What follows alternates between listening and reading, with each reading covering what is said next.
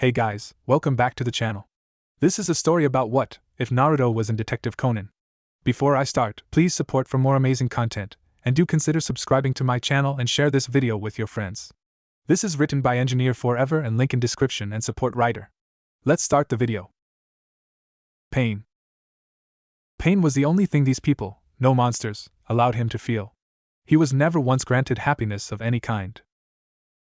He was smart, he was kind to others, he always kept to himself. So why? Why do these monsters take such pleasure in his suffering? Didn't they know who he was? He was Namake's Uzumaki Naruto, son of the late Yondaime Namake's Minato, and his wife Uzumaki Kushina. It wasn't hard for him to figure out. He found a letter addressed to him while being held up in the Hokage Tower on his 6th birthday. He found the picture of his father standing next to his pregnant mother smiling like no tomorrow. He was of course sad that they were dead, but better that than being abandoned like all these other cruel monsters say. He cherished that picture. Hell, he even learned about storage seals and made one on his arm to hide the picture along with a tri-pronged kunai his father used along with some things about chakra and how to use it. It was his 7th birthday today, October 10th. The day a child like him should be happy, but even the celebration of his own birth caused him pain. He just kept thinking when these monsters would stop, or would they? Maybe he could finally get some peace if they killed him. Would his parents want him to give up though? Would they want him to escape his constant pain? Would he be able to see his parents in heaven if he died? As he felt his breath leave his body and he gasped for air, he felt lightheaded, he felt his warm blood leave his body. Naruto's mindscape. The sewer that was Naruto's mind was collapsing around the very being blamed for Naruto's misfortune. The Kyuubi no Kitsune. Kyuubi stirred from his sleep and looked around. You have got to be kidding me.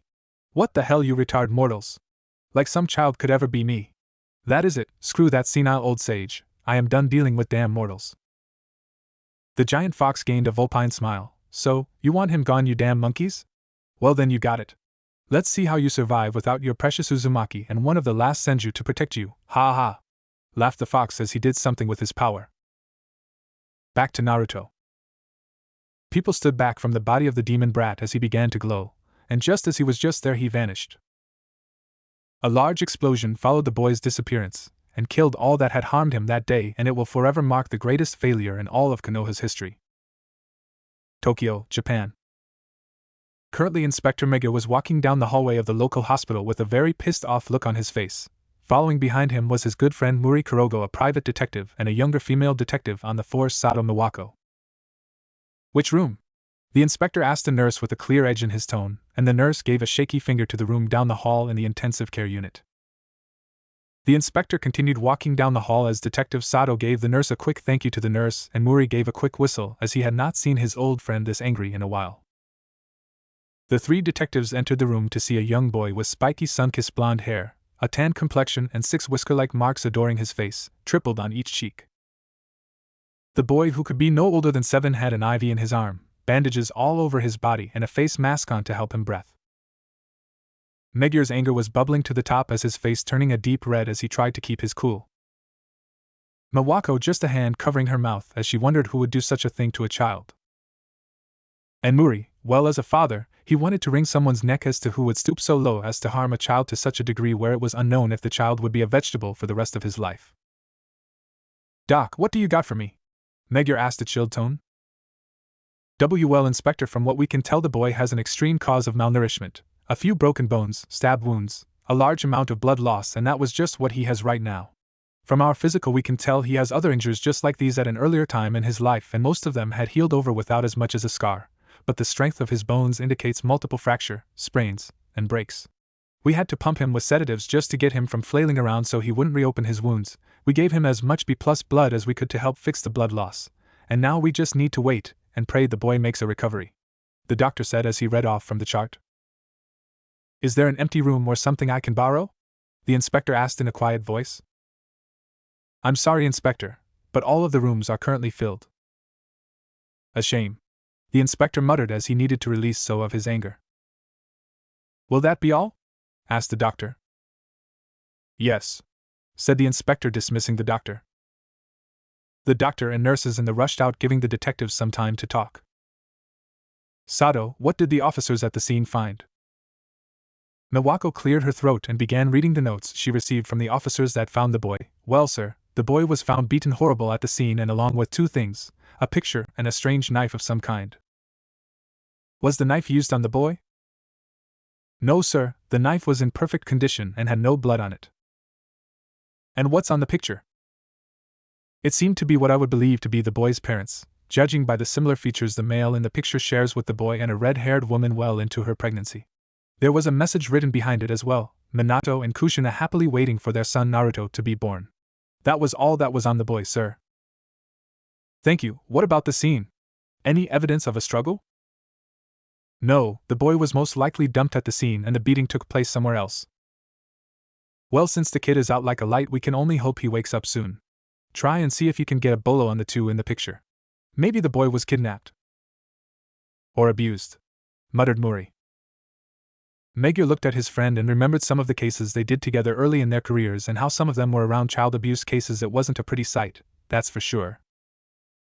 Sir, said Sato as she saluted and left to call the station and gave one last sad look at the boy. Takes you back, right? Mori said, wishing to light a cigarette to calm himself. Yeah, Meguar agreed. And I thought we became members of the law to lock the animals who would do this kind of thing up. I think you mean me, as you quit, shot back the inspector. Yeah, said Mori as he waved his hand at his friend. Do you think we can find the kid's parents? Asked Mori. I don't know. I'm hoping we do, or they could be dead from whoever did this to the boy, replied Meguar. Naruto's mindscape. So I'm dead, huh? Thought Naruto as he laid in what looked like a sewer. This is heaven. Man, Kami needs a new decorator. Be grateful, boy, as I have given you a chance to live the life you wanted. Now leave, bellowed a voice in the distance of the sewer, and Naruto was brought out of his mind. Back in the ICU. Detective Sato had returned and sat in the room with her boss and consultant. 3 minutes had passed and Naruto woke up. He looked around as his sharp ocean blue eyes looked around and smelled the familiar scent of antiseptic. He saw 3 people in the room with him, a large man with a brown hat and coat with a large mustache on his face, a slimmer-looking man in a blue suit with slicked-back black hair and a smaller mustache than the larger man on his face, and finally a woman with short black hair and a blue jacket and white pants. His instincts kicked him and told him to run as he did not recognize these people who are usually near him when he wakes up in a hospital. He shot up from the bed and ran out the door. The occupants in the room were so shocked that he woke up that they finally snapped out of it a few seconds later. Crap, Sato, go look for him. Me and Mori will round up the staff to help out. And be gentle, we don't know how stable he is, said Meguar. Understood, relied Nawako as he ran after the boy. With Naruto. Where the hell am I? This isn't Konoha's hospital. He knew that hospital inside and out, after being sent there so many times and being denied so many times it was hard not to memorize the place's layout. He found a storage closet and hid in it trying to figure out what was going on. How did I get here? Where the hell is here to begin with? As he was panicking, he didn't notice the female officer behind him till it was too late. Here you are, stated the officer. Naruto turned around and slowly edged to the back of the closet till he had no room left. Listen, I am not going to hurt you. Some police officers found you badly hurt and brought you to the hospital. We need to get you back into bed and ask you a few questions about what happened, the female officer calmly stated. Naruto just narrowed his eyes. Liar, people are always hurting me for no reason. Why should I trust someone I don't even know? The boy said with venom in his voice. The declaration shocked the detective, but she knelt down near the boy. I'm Sato Mawako, and can I ask your name? She asked with kindness. Naruto just stared at her for a bit, trying to see if she was lying. This was skill he had to learn quickly in order to survive that hell he lived in. Naruto, Namikaze Uzumaki Naruto, he said with some pride. Fish cake? She said with a giggle. Maelstrom, Naruto said with his eye twitching. Oh, sorry, yeah, it means that too. Well, Naruto-kun, do you think you can come with me? The inspector has some questions to ask you about what happened. Naruto was contemplating this, and he didn't see any deception in the lady's eyes, so maybe he should. Fine. Come on, Sato said as he stuck out her hand. Naruto just stared at her hand, not knowing what to do. Mawako got a bit of a worried look in her eyes. Did he not know to take someone's hand? Didn't his parents do that for him? She leaned closer and took his hand and started to walk back to the room with Naruto in tow. They arrived in the room a few minutes later and Megure had Muri tell the staff that boy was found. Naruto propped himself onto the bed and waited for the officer's boss to ask his questions. Hello son, I'm Megure Juzo, an inspector from the police department. You were in some pretty bad shape when we found you, kid. Can you tell us what happened? He asked in a kind voice. Naruto thought of what to say. Hey, I have no idea where I am. I'm usually beaten 4 to 3 times a week and I eat garbage to survive at times or ramen. No sir, just that I'm usually beaten a few times a week and all I really know is my name. Megure's eyes showed some pity with a bit of anger. Did your parents do this to you? No sir, my parents died not within an hour of my birth, Naruto said in a voice devoid of emotion. Miwako gasped at that and Muri just had a frown on his face. To see the birth of your child and to be taken away from him so fast after, what a terrible shame, he thought as he shook his head. Did you see who attacked you? No, just that there were a lot of them telling me to just die, Naruto said, trying to get some sympathy points, and it was true. Megure's mouth became a thin line. I see. Well son, do you have any other extended family? Naruto shook his head. Then we're going to have to take you to an orphanage after you're released. Hopefully there should be some good people willing to adopt you. They would just kick me out like the last one, Naruto muttered. What? Asked Miwako. I was kicked out of the orphanage I was in when I was 4, something about demons not needing parents. Each of the adults in the room just thought, what kind of monsters did this child live around? Naruto got out of bed and started to remove his bandages. Hey kid, you're still hurt, you can't take them off yet, Muri said. Naruto just waved him off. I heal fast so it's okay. And just as he said he was healed, that really stumped the adults in the room.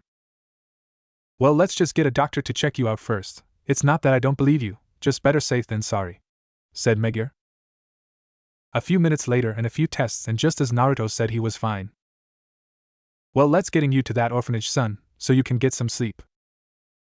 Actually Inspector, since I'm already dealing with Conan, I'm sure I can handle one more at home, Muri said as he didn't want this kid to be around some strangers even if he was one, but he was still a familiar face.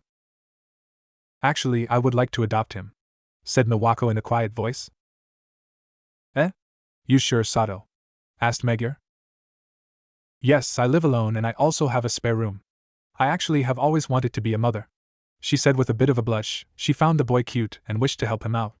Just something about him made her maternal instincts come to the surface. Well, that sounds like a plan. How about it, son?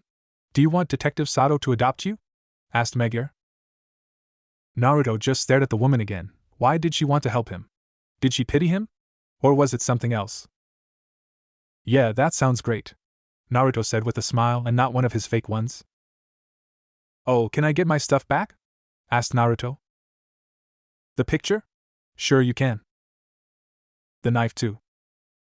Kid, that's a weapon, you know. You could hurt yourself, Muri said. It was my dad's. He was a blacksmith that made special thing when he was alive. That was his personal one he made for himself, Naruto lied. Sure son, Sato will have them for you later when we get it back from the evidence, Megure said, not wanting to part something that belonged to the kid's parents. Well, Naruto-kun, ready to go? Sato asked as she placed her hand near him and Naruto took it with a smile. A few days later. The next day Naruto had officially become Sato Naruto. While he would love his parents, even if he didn't get to know them, he really wanted a family or just a mother. Miwako and Naruto had started off rough, but they were getting along great. Miwako's best friend Miyamoto Yumi came over a few times to help out. She was a mischievous woman with long brown hair and she worked at the police department as a traffic cop. The first time she saw Naruto, she tackle-hugged him claiming he was the cutest thing she had ever seen. He grumbled at her saying he wasn't cute because he was a boy, and she just ignored him and smashed his face in her bosom. She also called him Miwako's secret love child, which said newly mother blushed red and chased her out of the house. They went clothing shopping for Naruto also.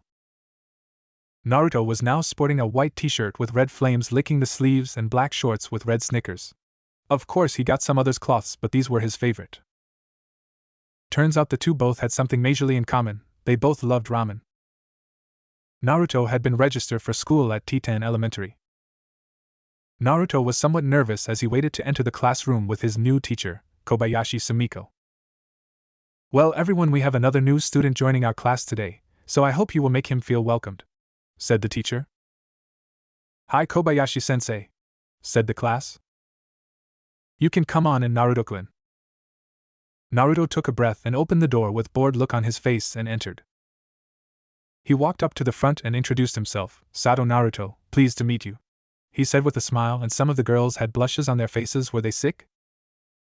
Edagawa Conan, or known by a few others as Kudo Shinichi, a 17-year-old teen genius detective, turned into a 7-year-old child by a villainous organization for witnessing a crime. They thought he was dead, but he was now under the guise of Conan, trying to figure out a way to be normal again and capture this organization.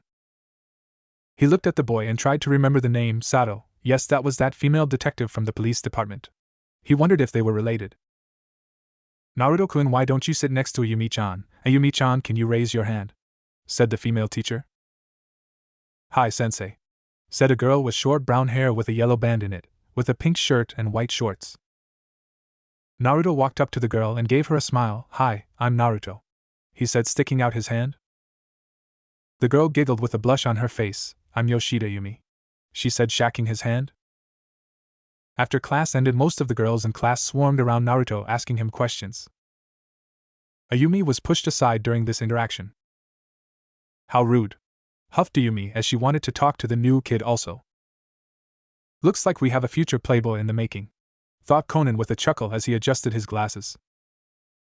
The detective boys gang round up to him and their new member, a light brown-haired girl named Hibara AI. Her true identity, though, is Mayano Shiho, a scientist that worked for the evil organization he's after, and the one that developed the drug that turned him into a kid.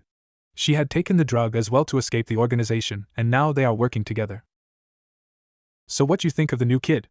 Asked the portly member of the gang named Koji Magenta. The girls seem to like him a lot, commented the nerdy-looking member named Tsuburaya Mitsuhiko.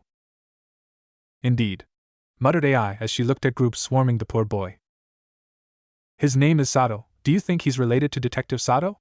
Asked Conan, trying to get the ball rolling as he wished to know. You're right, Conan-kun, he just might be, said Ayumi. Looks like the detective boys have another case, exclaimed Genta. It's just one question though Conan and AI as they watched the kids get overly excited once again. Sorry girls, but I have to go home, Naruto said apologetically. Said the girls. I'll see you tomorrow though, Naruto said with another smile, and they squealed at him. Weird, Naruto thought as he walked near the door. Hey Naruto-kun, wait up, said Ayumi as she and her friends walked out with Naruto. Yes, Ayumi-san? Naruto asked as he tilted his head to the side. Well, we were just wondering, since your name is Sato, are you related to Detective Sato? She said. Ka-san? She's your mother, shouted the three kids as Conan and AI went wide-eyed. They knew she was only 26, and to have a child at 7 she would at least have been 18, 19 years old. Well, not really, I'm adopted, he said with no shame. After all, finally having a family of his own, he would be happy to talk about it. Oh, the kids said with some embarrassment. She seemed to be more of a work-oriented woman, didn't think she would want children so early in her career. Who am I to judge? Thought Conan with a mental shrug. Wait a sec, aren't you that Edagawa kid? Naruto asked, pointing at Conan. Yeah? Naruto gave a light laugh as the group walked in the courtyard. I hear you're a pretty good detective. Ka-san talks about you sometimes and about how smart you are. Conan blushed a bit and smiled. Wow, thanks. Giving a kid-like answer. Hey! Heads up! Shouted one of the kids playing soccer in the distance. The stray ball went flying for AI's face, and Conan was about to kick it away, but he was a second slow as Naruto was already there and gave the ball a jump kick and sent it flying to the goal. Naruto landed and looked at AI in concern. Are you alright, AI-san? Everyone was wide-eyed at the shot he just made. AI came down from her surprise and nodded her head. Thank you, Sato-san. Naruto just waved her off. You can call me Naruto. AI just gave a small smile. Very well, Naruto-san. That was one hell of a shot, thought Conan as he would need his power shoes to hit that hard. How strong was this kid? Well, I got to get going. See you around, guys, Naruto said, waving goodbye as he ran home. Naruto used his key and walked into the apartment. Naruto-kun, you're home, said Yumi. Hey Yumine-san, Ka-san not home yet, huh? She should be back in a few minutes or so.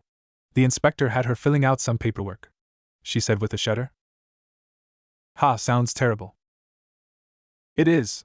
It is, she said childishly, but she got a sly look on her face. How was your first day? Well, it was. I'm home, said Miwako. Hey Ka-san. Miwako, you just ruined Naruto-kun telling about his first day, Yumi said with a pout. Well, good, as now I can hear it. Go on, Naruto-kun, Miwako said with a smile as she took off her shoes. Well, I walked in and introduced myself, and all the girls' faces were red after that. Class was a bit boring, and after school was done, all the girls surrounded me asking what I liked to eat and if they could touch my whisker marks, just stuff like that. Oh, and I ran into that Conan kid you talked about too, even saved that AI girl from being hit in the head with a soccer ball. That's about it. Yumi was just holding in her laughter, and Miwako was dealing with a problem she thought she wouldn't have to deal with till he was older. Well, go clean up and I'll set up dinner, okay? His mom said. Gotcha, ya, Naruto said with a sly salute and dashed to his new room. Well, it seems. Don't even say it, the detective said with a bit of edge in her voice. We have a little heartbreaker on our hands, Yumi said in a sing-song tone. Great, Miwako said with a sigh as she rubbed her temple. Just wait till puberty, Yumi added with a laugh. Miwako just groaned. Miwako had noticed Naruto trying to practice some type martial art. When asked, he said he wanted to know how to defend himself. Miwako thought about it and smiled and asked him if he wanted to go where she practiced karate. She gave a small laugh at how excited he was and had brought him there. So for the past few weeks he started attending lessons after school, and Yumi was kind enough to pick him up after the lessons when she was busy with work. Naruto, in his spare time, had started to learn to channel his chakra. It was slow at first, but he was getting the hang of it. Naruto had told his mother about making friends with Conan and the detective boys in the past few weeks, and was also happy to see he was making friends. She deeply approved of Conan also, since she found him to be incredibly bright, and Naruto was also, so it was perfect for Naruto to learn about things from Conan and to her hope maybe want to be a detective as well, since the glasses-wearing boy had the makings of a great detective. She has no idea. School. Naruto was currently reading a book on psychology, as it seemed interesting and the title did say it was a beginner's book. Naruto could help but admire his situation. This new world was great. He may have loved his parents, but now he didn't have to become a ninja, a killer. He could live a peaceful normal life, one that he was denied. Naruto didn't notice how all the girls were staring at him with dreamy looks in their eyes. Naruto had noticed Conan and the rest of the detective boys coming into class and remembered that they went on a trip last weekend and wanted to know how it went. Hey guys, Naruto said with a smile as he approached them. Ah, Naruto-kun, Ayumi said with a smile. She would admit that Naruto was cute, but she still liked Conan better. Though that was no reason not to be nice to the blonde. Naruto-san, AI said with a curt nod. Hello AI-san, Naruto said with a smile. So how was the camping trip? Well, Conan said. After the telling of the story of the old castle, Naruto had a frown on his face. Guys, that was really dangerous. What would you have done if something happened? Conan blinked, and was not expecting this kind of reaction. Normally if another kid heard this they would say it was cool or something. It seemed this Naruto had a good head on his shoulders for a kid. But nothing really bad happened to us, Genta said as he scratched his head. So if you get into this kind of situation again, what are you going to do? Solve the mystery and murder, while running from the murderer? This isn't a game you're playing. Naruto knew about death and murder. His whole village was all about it. Hell, half the economy was based on murder for hire. So what do you think we should do next time, Naruto-san? AI asked with interest and had amusement in her eyes, seeing some 7-year-old giving a life lesson. You only live once. Was pretty much what he was saying. Naruto sighed. Looks like I'm joining the detective boys then. Eh? Said the group, even Conan and AI. Duh, how else am I going to keep you guys out of trouble or when trouble finds you?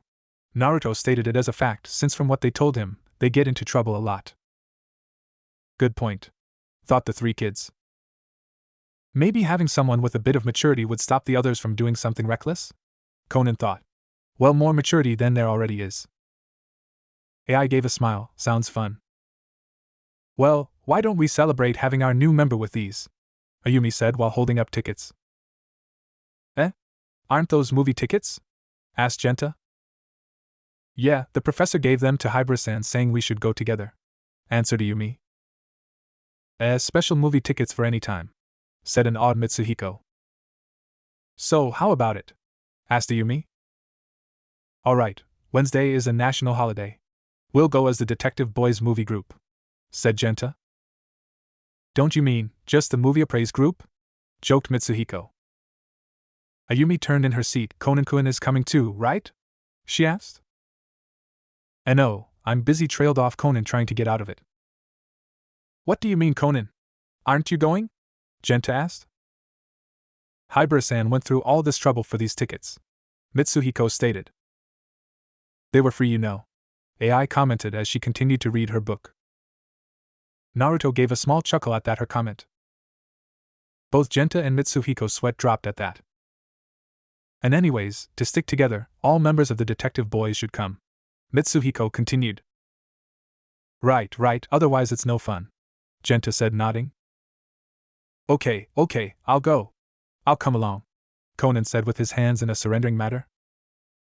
Of course, Conan thought with a sigh. A great detective indeed, AI teased with a laugh. Leave me alone, Conan muttered to her. AI turned to see the closed book in Naruto's hand and gave an amused smile. Psychology? Naruto turned to her and smiled brightly. The girls in class squealed. Yeah, found it in Ka-san's bookcase and it looked interesting. Can you even understand? She asked with a smirk. Naruto smirked back. All you have to do is read it, and yes, I can understand it. Interesting, I may have to quiz you on that, AI commented. I'm game, he replied. Conan turned and raised an eyebrow. Psychology? Wonder how advanced he really is? Let's go to the movies. Naruto and AI leaned against the wall of the theater as they read their respected books as Conan and rest of the group argued over what movie to watch. The others wanted to watch a monster movie, while Conan suggested a detective movie. Hey Hibara-san, Naruto-kun, what do you want to see? Ayumi asked. Well, there's a movie showing about Einstein's life. How about this one? She suggested. Naruto raised an eyebrow. Really? He asked with a hint of interest. He had started to read a lot, and Einstein's name came up a few times in the material he had read when he studied a bit of physics. Einstein? Is that a food? Genta asked. Naruto resisted the urge to face palm and just settled for his eye twitching. Conan suggested splitting up so each could watch their respected pick without complaint. But Ayumi argued they couldn't do that since Hibara had received the tickets, and they should stick together.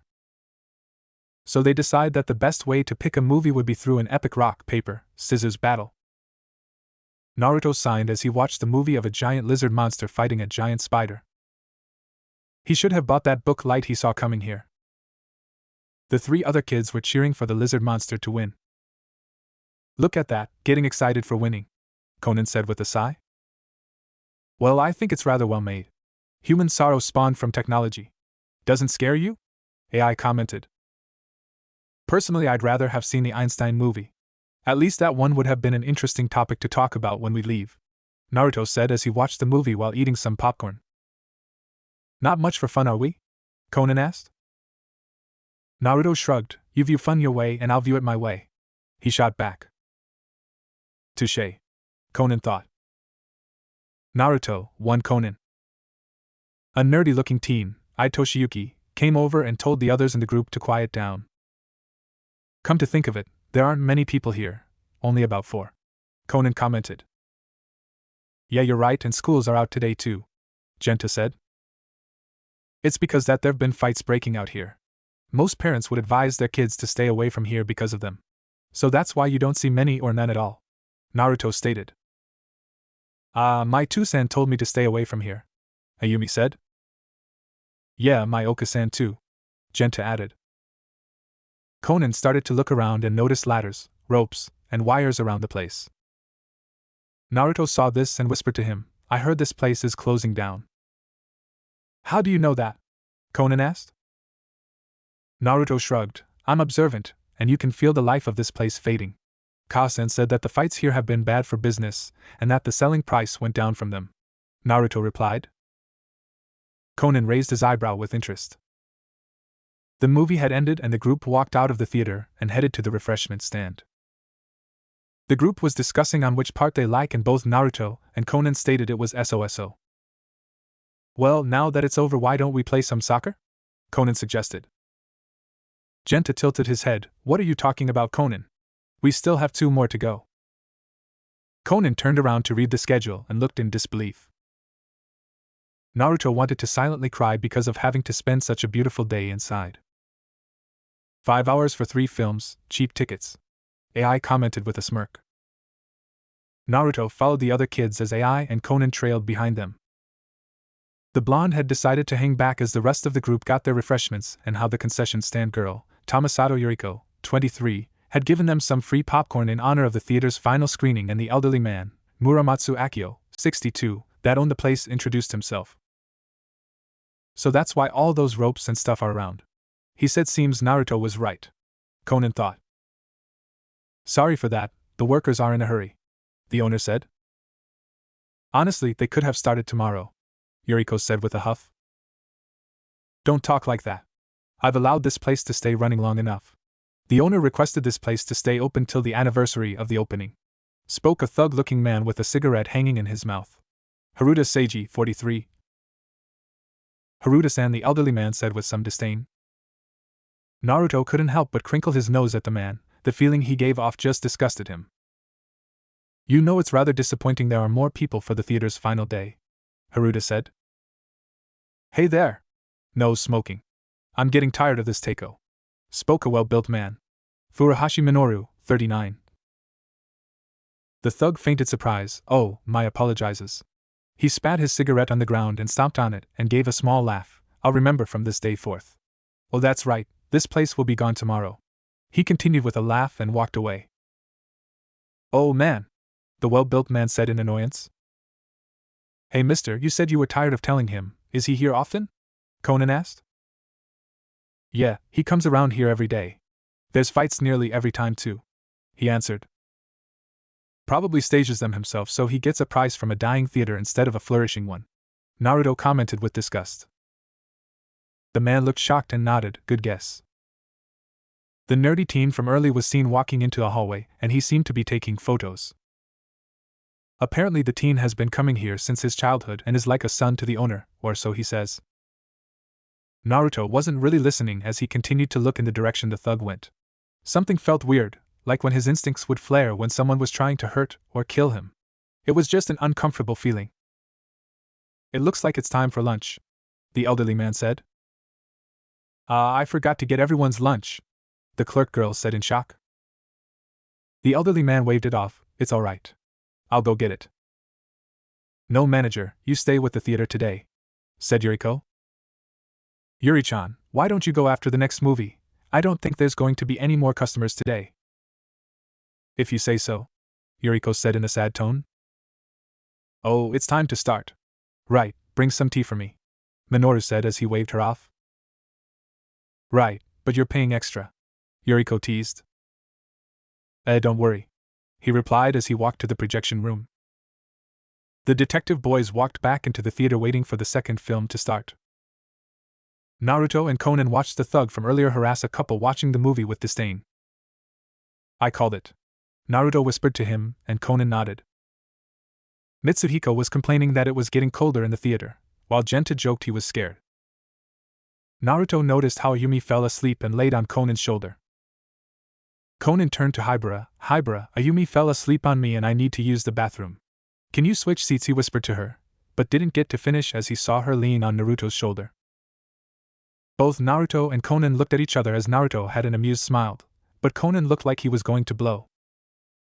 Suddenly a large shadow covered the screen. Naruto and Conan turned around and saw something hanging in front of the projector. Their sudden movement stirred Ayumi and AI from their sleep, as everyone was in a panic as to what was going on. The lights turned on and there was Haruta hung from his neck by a rope. It seems you never have time for a vacation, AI quipped to Conan. I think I'm going to start a new theory, AI-san, Naruto added. AI turned to the blonde. Oh, what are you going to call it? The Conan effect theory. Wherever he goes someone dies, or at least that's what you guys have told me. Naruto said with a shrug, completely unaffected by the dead body in the room. AI hummed, interesting, I may help you with that. She said with interest and a ghost of a smile. Don't call me a murder magnet, Conan shouted in his mind and looked at them with a sweat drop. Ayumi shouted in fear and hugged Conan tightly. Later, Inspector Meguiar and another officer came with the rest of a police squad. The inspector was asking for the time of death when Mitsuhiko walked up and stated happened during a certain part of the movie. The inspector looked displeased that the detective boys were once again at a crime scene. Meguiar looked and saw Naruto and gave the boy a nod, which Naruto returned. If it happened during the middle of the movie, then Minoru trailed off. 12:44, said the voice of Toshiyuki. Meguiar said. If the movie started on time, then I'm sure the time is accurate. Toshiyuki continued with a smirk. How do you know all the details like that? Meguiar asked with some suspicion. Because he's a big fan of these movies, interjected the elderly manager. Inspector Meguiar, shouted one of the officers. Oh, Chiba-kun. What did you find? Meguiar asked. According to the old lady at the ticket sales booth, the only ones here were these 6 kids and these 4 people, the office stated. Is that statement true? Meguiar asked. Yeah. Ever since the movie started, Sonoko-san said she was chatting with the neighbor. I see. Meguiar said with a sigh. So if this is a murder case, then the only ones capable of doing this would be one of you 4. Meguiar stated. Each of them gasped. Hey Inspector-san, it has to be a suicide. Someone like the old man, a young woman, and a skinny teen couldn't have done it. Minoru said, trying to reason with the inspector. I guess the only one who could have done it was me, but I was in the projection room. Right, Yuri-chan? Yuriko nodded. Yeah, I had to bring him his lunch with tea to him in the projection room, she said. Then where were the rest of you? Meguiar asked. We were both watching the movie, the manager answered. If the 2 of you work together, then it would become simple, stated Meguiar. Yes, sir. What? Said the shocked manager. I think it's impossible, interjected Toshiyuki. I have our alibis on this camera, he said as he pulled out the camera he was using earlier. Digital camera? Meguiar asked as he took it and looked shocked. Could this be a photo of the case? As he looked at it and saw the hanging shadow on the screen in the picture. Yes, I took it by coincidence. This scene has been with me since childhood, so I wanted to take a picture of it from this theater, the teen said. But if you took it right after the crime, this sort of picture can be Meguiar trailed off. If you think so, then look at the pictures before that one. I took a series of pictures from the same position. I think it will be good evidence that I was in that sit the entire time, the teen said. Meguiar didn't look convinced. This is a digital camera. It's easy to add shadow to stored images. I don't think that's the case, interjected Conan. Let me look, the glasses-wearing boy said as he took the camera swiftly from Meguiar's hand. Meguiar leaned down and looked as Conan spoke. Look here, the manager and Mitsuhiko can be seen in the same one. Conan continued to point out a few of the pictures where each of the detective boys could be seen. So he could have known we were coming today, so they weren't prepared, Conan said with a smile. Naruto nodded in understanding and would have to look into studying this world's technology more. All right, replied Meguiar. Meguiar looked through a few more photos and turned it towards the manager, and the manager disappeared. Why did you leave your seat? Meguiar asked. It seemed you were heading away bathroom. The elderly manager looked closer. I went to check on the air conditioner. Air conditioner? Meguiar asked with a raised eyebrow. Yes, it was blowing more than usual. I noticed that too. That's why I went to the bathroom, said Mitsuhiko. And where are the controls for the air conditioner? Meguiar asked. The manager pointed to the right-hand side of the theater. It's near the stairs, once you walk out the door. This isn't the time to be talking about the air conditioner, said Yuriko. Isn't the problem about if this is a murder or suicide? Minoru asked in agreement. Then can you 2 take me to the projection room where you 2 were doing the time of the incident? Meguiar asked. All right, answered Minoru. The detective boys followed and listened in through the door, what the adults were talking about as AI and Naruto hang back, but he did send some chakra to his ear to listen too. Minoru had said that he was working in the room when the shadow showed up and stated the clerk girl could vouch for that due to her being in the room right next to the projection room setting up lunch. Then I guess it really was a suicide, Megure mumbled. Conan gave a small laugh. I just thought of something. Something? Megure asked. Yep. Sometimes a movie is shown in two different parts. One part is shown here, he pointed at one projector, and the other part is shown there, he said as he pointed to another projector. I see.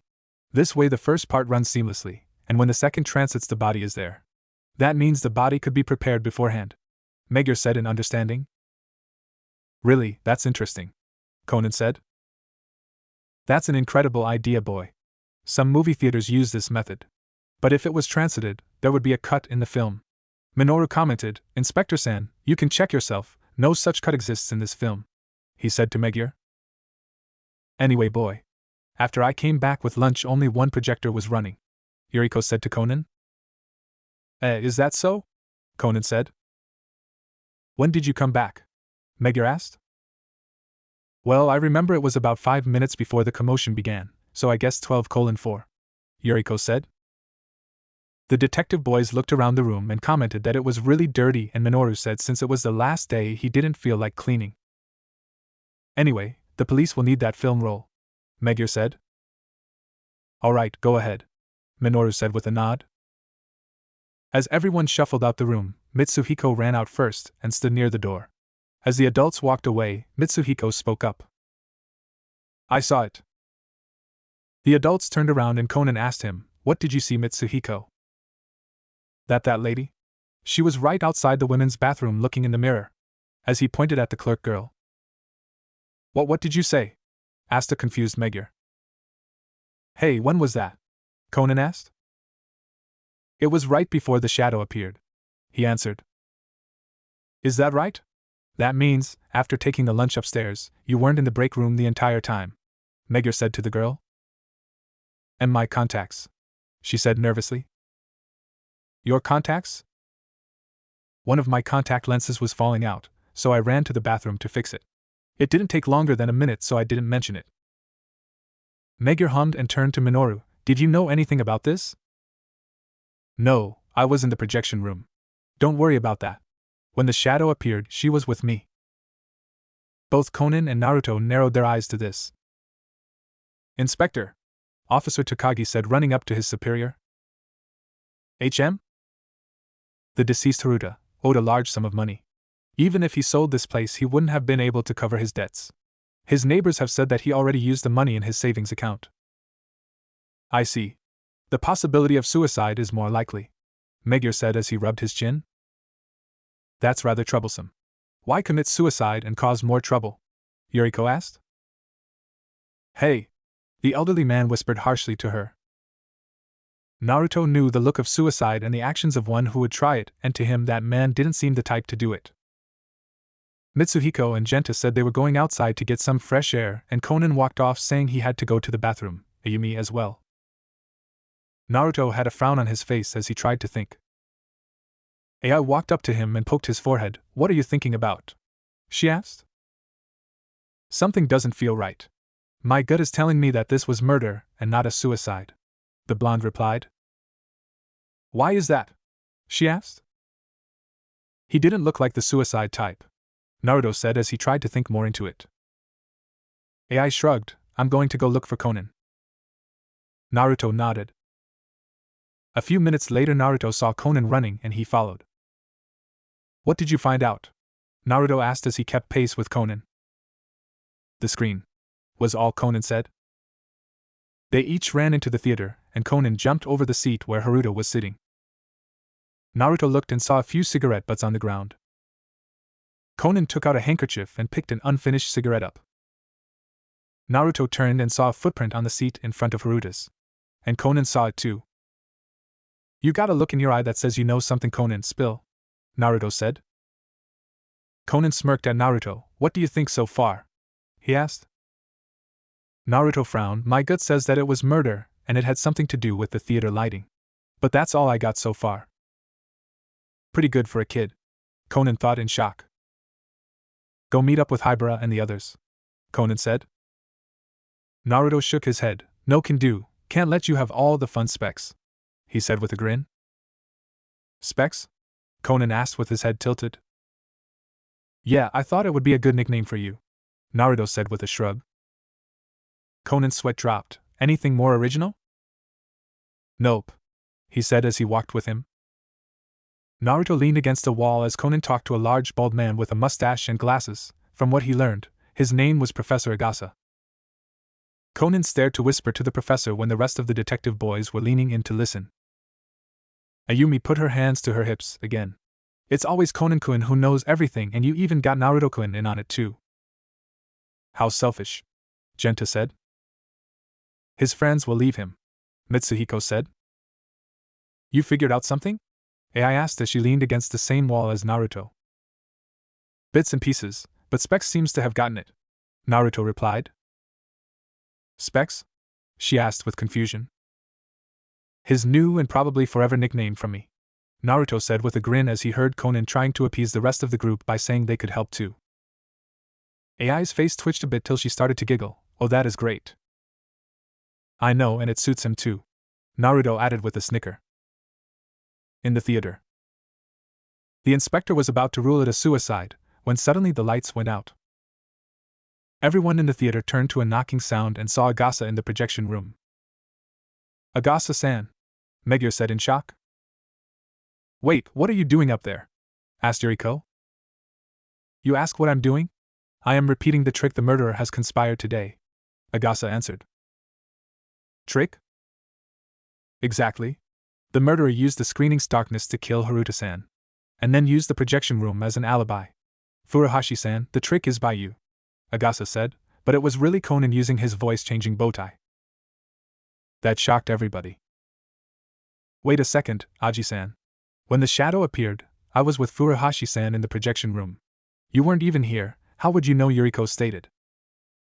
I heard the entire thing from the kids. Right, Conan-kun? Agasa answered. Yep, Conan answered as he showed his face from the tiny window. Even so, the shadow appeared when Furuhashi-san and I were in the projection room, Yuriko said again. Oh, you mean like this? Agasa said as he turned on the projector and another shadow appeared on the screen. Oh, it's Genta-kun's head, Ayumi pointed out. The adults turned to see Genta hanging by a rope that he was holding on to. Geez, that trick wouldn't work, Yuriko said in a huff. He hung himself during the movie. Wrong, Ayumi countered. Genta-kun has been up here for a while, Mitsuhiko added as both he and Ayumi stood on the ladder next to Genta. Hey, stop lying. If he was up there since the beginning, we would have noticed. Toshiyuki. Agasa gave a laugh. That would be true if the window wasn't blocked out, he said as he covered the projection window with a cover that was in front of Genta. This makes it difficult to notice the body hanging there, the professor explained. Hold on, Agasa-san. Everyone acknowledged that the body was swinging. How did the body suddenly start moving? Megure asked with a confused look. Agasa laughed again. Good, Genta-kun, Mitsuhiko-kun, Ayumi-kun. It's your turn. The kids nodded. Both Ayumi and Mitsuhiko jumped onto Genta and started to swing. Hey, Megure said in fear for the kids' safety. The weight of those three nearly equals an adult, Agasa stated. What are you doing? Megure asked. All right, Hibara, Naruto, you know what to do, Conan said over his DB badge walkie-talkie. Yes, just let me adjust it, said Hibara. Got it, Specs, Naruto answered over AI's badge. Conan's sweat dropped. He isn't going to stop calling me that, is he? He questioned himself. AI changed the dial for the air conditioner, and Naruto flipped it on. Suddenly the AC blasted and the kids started to swing. That is, Megure trailed off. This is a large, sealed area. If the speed of the wind is adjusted to a certain point, the body will begin to sway with the wind's speed increase. The manager mentioned early the wind was stronger than usual. Right, manager? Agasa asked. Yeah, the manager said with a nod. Oh, Ji-san. Let's suppose I knew how to hang him and make the body sway. Yet you have forgotten the most important thing. How exactly the body suddenly appeared on the screen. If he was there from the beginning, everyone would have noticed. If the window was blocked, the movie wouldn't project. So you see, I wouldn't be able to show the movie, Minoru said in confidence. It's simple. For just that. There. And the movie started playing with the swaying shadow of the kids. Impossible. How did you do that? Yuriko asked. First here and then there, Agasa said as he switched the projection from one window to the next. Could it be that Aji-san? Yuriko trailed off. Cut the movie into separate parts, showing it on different projectors. The manager finished for her. That's unforgivable. I have to see this for myself, that's important film, Yuriko said as she and the rest of the people in the theater ran up to the projection room. Hold it, that's enough, Yuriko said as she opened the door. Only one projector is running, Agasa said. Yuriko walked over to the second projector. There's no film in the other projector, she stated. How did you do it? Megure asked. Agasa gave another laugh. Please check the projector yourself. Megure walked over to the projector and was shocked. He saw a small mirror reflecting the light of the projector. A mirror? He said. Exactly. I found this in the other room, Agasa said as he adjusted the projector. It was already broken. If you turn it slightly and he did, the light will be reflected to the other mirror and then broadcasted, Agasa said, as another mirror was on the wall next to one of the projection windows. By doing this, the dead body is concealed. Also, the film remains intact. The direction of the projection can be changed easily. Megure rubbed his chin in understanding. That shows, the mirror's angle is manipulated to conceal the body. Until the right time. Everyone looked at Minoru. And then there is Haruta-san's tobacco from the screening. They fell directly from the middle of the seat. This is predictable. Since he wanted to block the light, he was always seated below the projection. Agasa finished. Is that true, Furuhashi-kun? The elderly manager asked. Minoru looked away. This was the method you used, Furuhashi-san. You used Tamasato-san by having her buy you something. Then there is no one in your way of the crime, making it easily done. While the movie was showing, you ran to the AC room to change the speed of the air. While you did all of this, the move is shown from the other window. And then you entered the theater using the rope on the floor to kill Haruta-san. And then hanging him in front of the blocked window. All by yourself? Then you returned to the projection room to wait for Tamasato-san. You then proceeded to remove the object blocking the original window. And then the mirror from the projector. The shadow of the body would appear on the movie screen. You made sure Tamasato-san was there as a witness. This provided your seamless alibi, Conan said with Agasa's voice standing behind the professor. But the reason I went shopping, I forgot the lunches, Yuriko argued. If you hadn't forgotten, Furuhashi-san would have asked you to buy tea nonetheless. You made sure the manager remained in the theater today. You wanted someone able to identify the exact scene.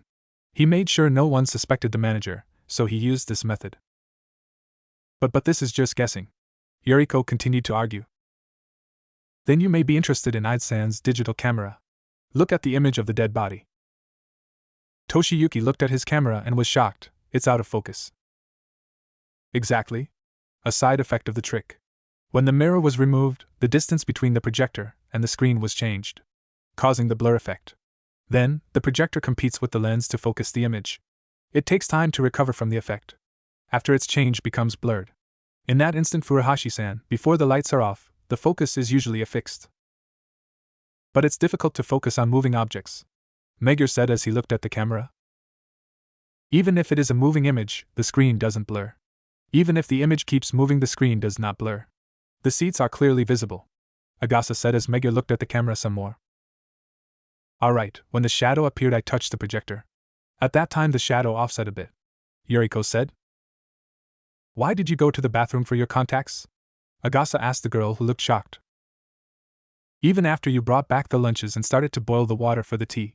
What is the real reason you went to the bathroom? Because Yuriko trailed off. Minoru sighed. The mirror in the break room disappeared, right? He asked. Yuriko gasped. Sorry, Yuri-chan. Thanks for the help. Furuhashi-san, she muttered. Furuhashi-kun, I can't believe you, the manager said with some disappointment. Yeah, please excuse my behavior, Minoru said as he looked at the floor. I just can't believe you did such a thing here. I thought you truly liked this movie theater. The manager shook his head. Yeah, I didn't want to do it here. I reminded myself many times I just couldn't resist, Minoru said with shame. He started to tell how much he enjoyed looking through the projection window, seeing the customers' happy faces. And because of Haruta, people had stopped coming and made him pay for destroying what he had cherished most. Megure had escorted the man out of the theater, but before he asked if he could roll the last film for the detective boys, which the inspector allowed. Sato residence. Naruto walked through the door and took off his shoes. I'm home, he said. Welcome back. How was the movie? Miwako asked with an apron on. The Conan effect happened, he replied. Miwako blinked. The Conan effect? Naruto nodded. There was a murder at the theater. Miwako looked shocked. It was her day off and now she finds out there was a murder that took place near him. Tell me what happened, Naruto-kun, Miwako said as she tapped her foot. Naruto explained the victim, method, and reason behind it along with his and the detective boy's involvement. I just don't understand, Ka-san. Sure, the man was a thug and a jerk, but to kill him? Naruto said in a sad tone. Miwako nodded. There are strange people in this world we live in, Naruto-kun. I want to change that, Naruto said. Miwako raised an eyebrow. How would you? Naruto thought about it and smiled at his mother. I want to be a detective like you and stop the bad guys. Miwako blinked and ruffled his hair with a smile on her face. That sounds wonderful, Naruto-kun. How about I take you to the station on your next day off, and you can see how the Tokyo police handle things? She asked, as she wanted to help her son. Naruto nodded. Thanks, Ka-san, and I promise I'll be the best detective out there. Both shared a laugh and Naruto started to help her with dinner. Naruto was rolling in his sleep, covered in sweat as he was suffering from a nightmare. No, leave me alone, I'm not a demon. His eyes shot open and he screamed as he got up. HHH. He was breathing heavy and looked at the clock, 3:48 a.m. Miwako came through the door in alert with her gun in hand as she scanned the room. After she looked, she walked up to Naruto and sat on his bed. Are you alright, Naruto-kun? She asked softly. Naruto looked around his room as he calmed down and wiped the sweat off his forehead. Yeah, I'm fine, he replied quickly. Was it a nightmare? She continued. Naruto turned his head away and looked down at the floor. Miwako sighed and gently wrapped her arms around him as she hugged him tightly. It's all right. It was just a dream, she whispered softly. Naruto was released from the hug as he turned to look at his Ka-san. Still doesn't change the fact that I had to deal with it while growing up, he muttered in a sad tone. Miwako frowned. So that's what it was about. She couldn't blame Naruto for how he was feeling. She still remembered how she saw him in the hospital. He was practically at death's door, and yet it seemed Kami had guided him to stay alive and recover. She still couldn't believe someone could be so cruel or psycho enough to badly hurt an innocent child and leave them to die in a cold alley. She scooted him over and laid herself next to him under his blanket as she rewrapped her arms around him. What are you doing? He asked in confusion. My Ka-san did this for me when I had nightmares as a child, so I'm going to it for you, she said in a gentle, comforting tone with a small smile. Naruto stared at her and returned the smile as he lay back in his bed and moved closer to her. Naruto blushed a bit when he felt his Ka-san's chest on his back, but it vanished when he began to feel warmth and comfort that made him feel safe as he cuddled closer to his Ka-san. They both needed some sleep because in a few hours, the Tokyo Police Department was about to be hit by a visiting maelstrom. Sunday, 7:03 a.m. Naruto was dressed in his usual attire as he got ready for the day. He was looking forward to seeing the police department as he wanted to see where he might work one day on the future when he realizes his dream of becoming a detective. He was also anxious to see other cool detectives like his Ka-san. Miwako was in a red shirt, purple jacket, white skirt, and a pair of black shoes. Naruto-kun, you ready? Miwako shouted from the door. Yeah, just getting my watch, Naruto replied as he put on the watch he was given by Conan. Since he was now an official detective boy, he had gotten a wristwatch flashlight and a DB walkie-talkie badge, which he had clipped to his pocket. He had to admit that Conan's friend Agasa certainly knew how to make some unique cool things. He walked out the door and started to head down to the parking lot as his Ka-san locked the apartment and joined him walking to her car. He headed towards a red-colored, Series 6 Mazda, F&E, RX-7.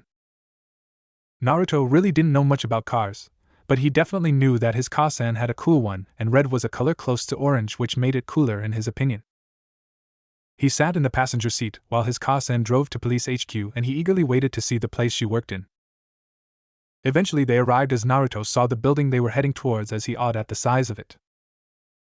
It was a large building that was very wide, showing it could house over hundreds if not 1,000 officers, plus it looked well fortified at the entrance with the guards and security cameras watching for anything suspicious. Miwako drove past the building as they went into a parking lot next door, and she parked her car in her usual spot as she and Naruto got out and headed to the building. Naruto noticed how everyone was greeting his mother and how close some of the male officers were when greeting her. He didn't like it one bit as he narrowed his eyes at some of them. There by the entrance was Yumi. Miwako, Naruto-kun, how are we this morning?" she asked cheerfully. "Good," Miwako answered. "Same as always, Yumi-ne-san," Naruto replied with a smile, seeing his babysitter and sister figure. "Well, come on, there are a lot of people wanting to meet you, Naruto-kun," Yumi said in a mischievous tone. "Yeah, I just bet they are," he thought. "I bet it's the other traffic cops who you told about me," Naruto said with a deadpan expression. "Ha ha ha, I have no idea what you mean," Yumi said, trying to cover up the fact that that's what she did. Both Naruto and Miwako knew that she did. As they walked around, Naruto spotted and recognized the detective from the theater murder case. "Hello, Detective Takagi," Naruto said in an average tone. The young detective turned to see the little blonde boy that was with the detective boys. "Ah, you were with Conan-kun and the other kids the other day. What are you doing here?" he asked. The other detectives in the room were interested too, since he was with Sato. Naruto smiled seeing them listening in and decided to have some fun. "Well, I don't think I really introduced myself the other day with the case and all, but I'm Sato Naruto. It's a pleasure to meet my Kasan's colleagues," he said with a small bow and a hidden grin, and knowing how they'll react. The entire room was silenced by that as the officers were now gawping. "Kaka-san!" Takagi shouted in surprise with his face mirroring the others. Naruto grinned seeing the panicking faces of the male officers. It helped brighten his day already. "Yep," Naruto replied with a foxy grin on his face. "I had no idea you had a son, Detective Sato," said the cool voice of Shiratori Ninzaburo as walked towards them. Naruto turned to face the voice and saw a man in a blue suit and a gray tie. His hair was smooth on one side but was puffy towards the front. Just from hearing the sound of his voice, Naruto could tell he wasn't going to like him. The guy spoke like one of those guys who think they're smooth but weren't in reality. "I didn't know you were even married? Who is the lucky man?" he asked curiously. "I'm actually adopted from the good of Miwako-san's heart, Detective-san.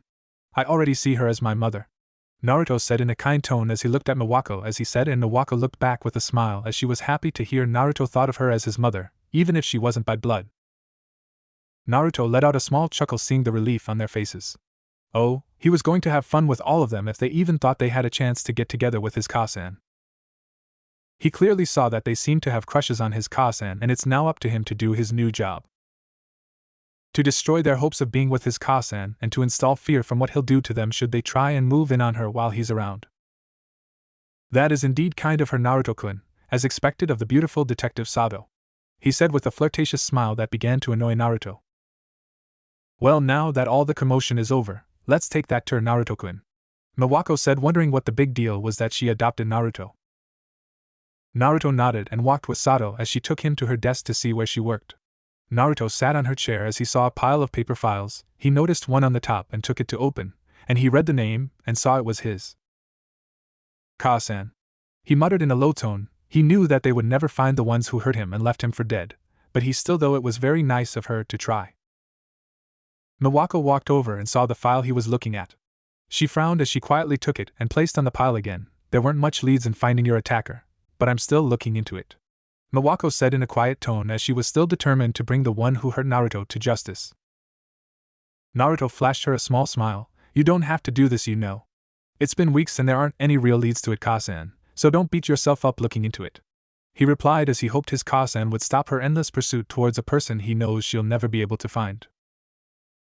Miwako frowned as she heard Naruto telling her to quit her hunt for the criminal that injured him. She would consider that, but she'd rather continue trying, even if there wasn't anything to go by. There have been cases like these where the criminals had avoided being identified for weeks, months, and some for even a few years. She just hoped they could at least find a clue to whoever was responsible for hurting Naruto so he could finally put his nightmare behind him. It was one of the curses of knowing that the criminal who caused your pain was still out there. Like how she lost her first partner Matsuda during the bombing case. She just knew his killer was still out there, but there hasn't been any sign of him, and she had a feeling he had decided to lay low and live normally now that he had killed an officer in revenge for his deceased accomplice who he supposedly blamed on them when he was run over by a truck. She still secretly kept the last text message Matsuda sent her before he died on that Ferris wheel when he tried defusing the bomb. Matsuda had written his true feelings for her in his dying text message, which hurt her even more as she believed she felt the same way. For weeks after his death, she cried at home mourning her lost love interest. Naruto noticed his mother looking dazed and seemingly getting upset as he could almost swear he saw tears beginning to form in her eyes. "Ka-san, are you okay?" Naruto asked with worry for his Ka-san. Sato broke out of her daze as she saw her son looking at her with worry and concern for her. She wiped her eyes and just gave a small smile. "Yes, I'm fine, Naruto-kun," she reassured as she gave him a small hug before telling him to get up so she could show him more of the building. They continued walking through the building till Naruto saw a familiar man, Inspector Megure. He said. Megure turned and saw Naruto and smiled. "Hello, Naruto-kun. Taking a tour?" he asked. "Yes, Naruto-kun said he wanted to be a detective when he was older, so I thought I would show him how we work, sir," Miwako said. Megure gained a surprised look. "Well, Naruto-kun, I hope to see you here when you're older. I'm sure you would be a great detective," he said. Naruto nodded. "Thank you, Inspector, and hopefully you won't be retired by then, cause I plan to show you how great a detective I'll be when I grow up." Megure chuckled. "Oh, don't worry about that, cause I don't plan on retiring anytime soon. After all, no one else does this job as good as I do, and I still got more than a few years left in me before I even consider retirement." Naruto laughed back. "Good, because I'd hate to be working under a stranger instead of you." The tour continued as Sato showed Naruto all the different offices, waiting rooms, interrogating rooms, conference rooms, and the storage rooms for all acquired materials from cases. She was careful when she showed Naruto the dangerous materials like guns, chemicals, ropes, needles, bullets, and other many deadly weapons. When the tour was done, Naruto was sitting near Miwako's desk while his Ka-san was working. He looked as she went through some files and took notes. He turned around and saw the pompous officer from earlier going to the bathroom. Naruto got an evil-looking grin as he decided to have some fun. So he quietly took a key from his Ka-san's desk as he snuck away from his Ka-san as he began making his move. He quickly went to the storage room where they kept all the confiscated material, and used the key he took from his mother to open the door and take a few things from it while hiding them from view so no one saw him with them. 6 minutes later there was a loud scream. The officers ran to the bathroom and froze in shock at what they were seeing. There in the stall they saw Assistant Inspector Shiratori being hung by a rope from the bathroom ceiling while being dunked into a toilet that was recently flushed. The sight made some of them laugh inwardly as they've never seen Shiratori in this kind of predicament. It was truly amusing, strange and maybe cruel, but amusing nonetheless. Naruto walked in and gasped. What on earth happened here?" he asked. The other officers, however, didn't know how to answer that at all, but they helped the senior detective down as someone handed him a towel to dry off from the toilet water. Shiratori had no idea what happened to him all of a sudden or how and when, but as he looked at Naruto his instincts instantly pointed at him as the culprit. He just knew the blonde boy had something to do with it. His detective instincts just knew it, and they were almost never wrong. An officer spoke up. "Hey Shiratori, what happened to you?" he asked, the question on everyone's mind. Shiratori looked towards the officer. "I have no idea. All I know is that I'm just coming out of the stall to wash my hands, and the next thing I know, I'm being suspended from a rope while being given an involuntary swirly as I dangled from the ceiling," he said with a tone of disgust in his voice as he did not enjoy what happened to him. The officers were puzzled by what happened until Sato noticed something. "Hey, isn't that one of the ropes that was being kept in the evidence storage room?" she questioned.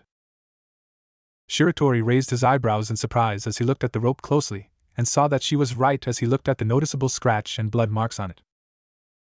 "Yes, it is. This is one of the ropes that was kept in the evidence room after the case was solved," he said as he now wondered how on earth Naruto was able to get it since the room was always kept locked after every use. Yumi, however, looked at Naruto and noticed the slight smirk hidden on his face and smiled as she held in a laugh. Why, that sneaky little devil. Yumi, though, as she now knew for certain that Naruto was somehow responsible for Shiratori's embarrassing situation, except she also didn't know how he did it. Eventually everyone was told to get back to work while Shiratori went to a different bathroom to clean himself up. Although when he got to it he carefully looked inside it for any traps before he saw it was clear. Naruto walked back to Miwako's desk and saw Yumi there. They gave each other a quick low five and snickered. Sato heard and looked at them. Is something funny? She asked. Both Naruto and Yumi turned to her. Actually, we're just still laughing at what happened to Shiratori-san.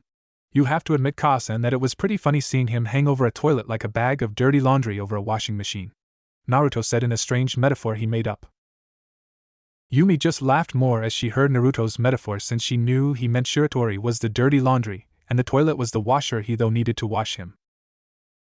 Sato giggled. Well, I'll admit it was amusing, but it wasn't exactly a nice thing to do. In reality she thought it was very funny, but she was trying to be the mature adult. Still, I wonder who could have done that? She questioned. Yumi, however, turned her eyes to Naruto discreetly as she contained to urge to tell her what her new son did. She could have told Miwako, but she didn't want Naruto to get in trouble, nor did she want the fun he's bringing to headquarters to end so quickly after she got a good laugh from his first prank. After all, today was going to be a very funny day.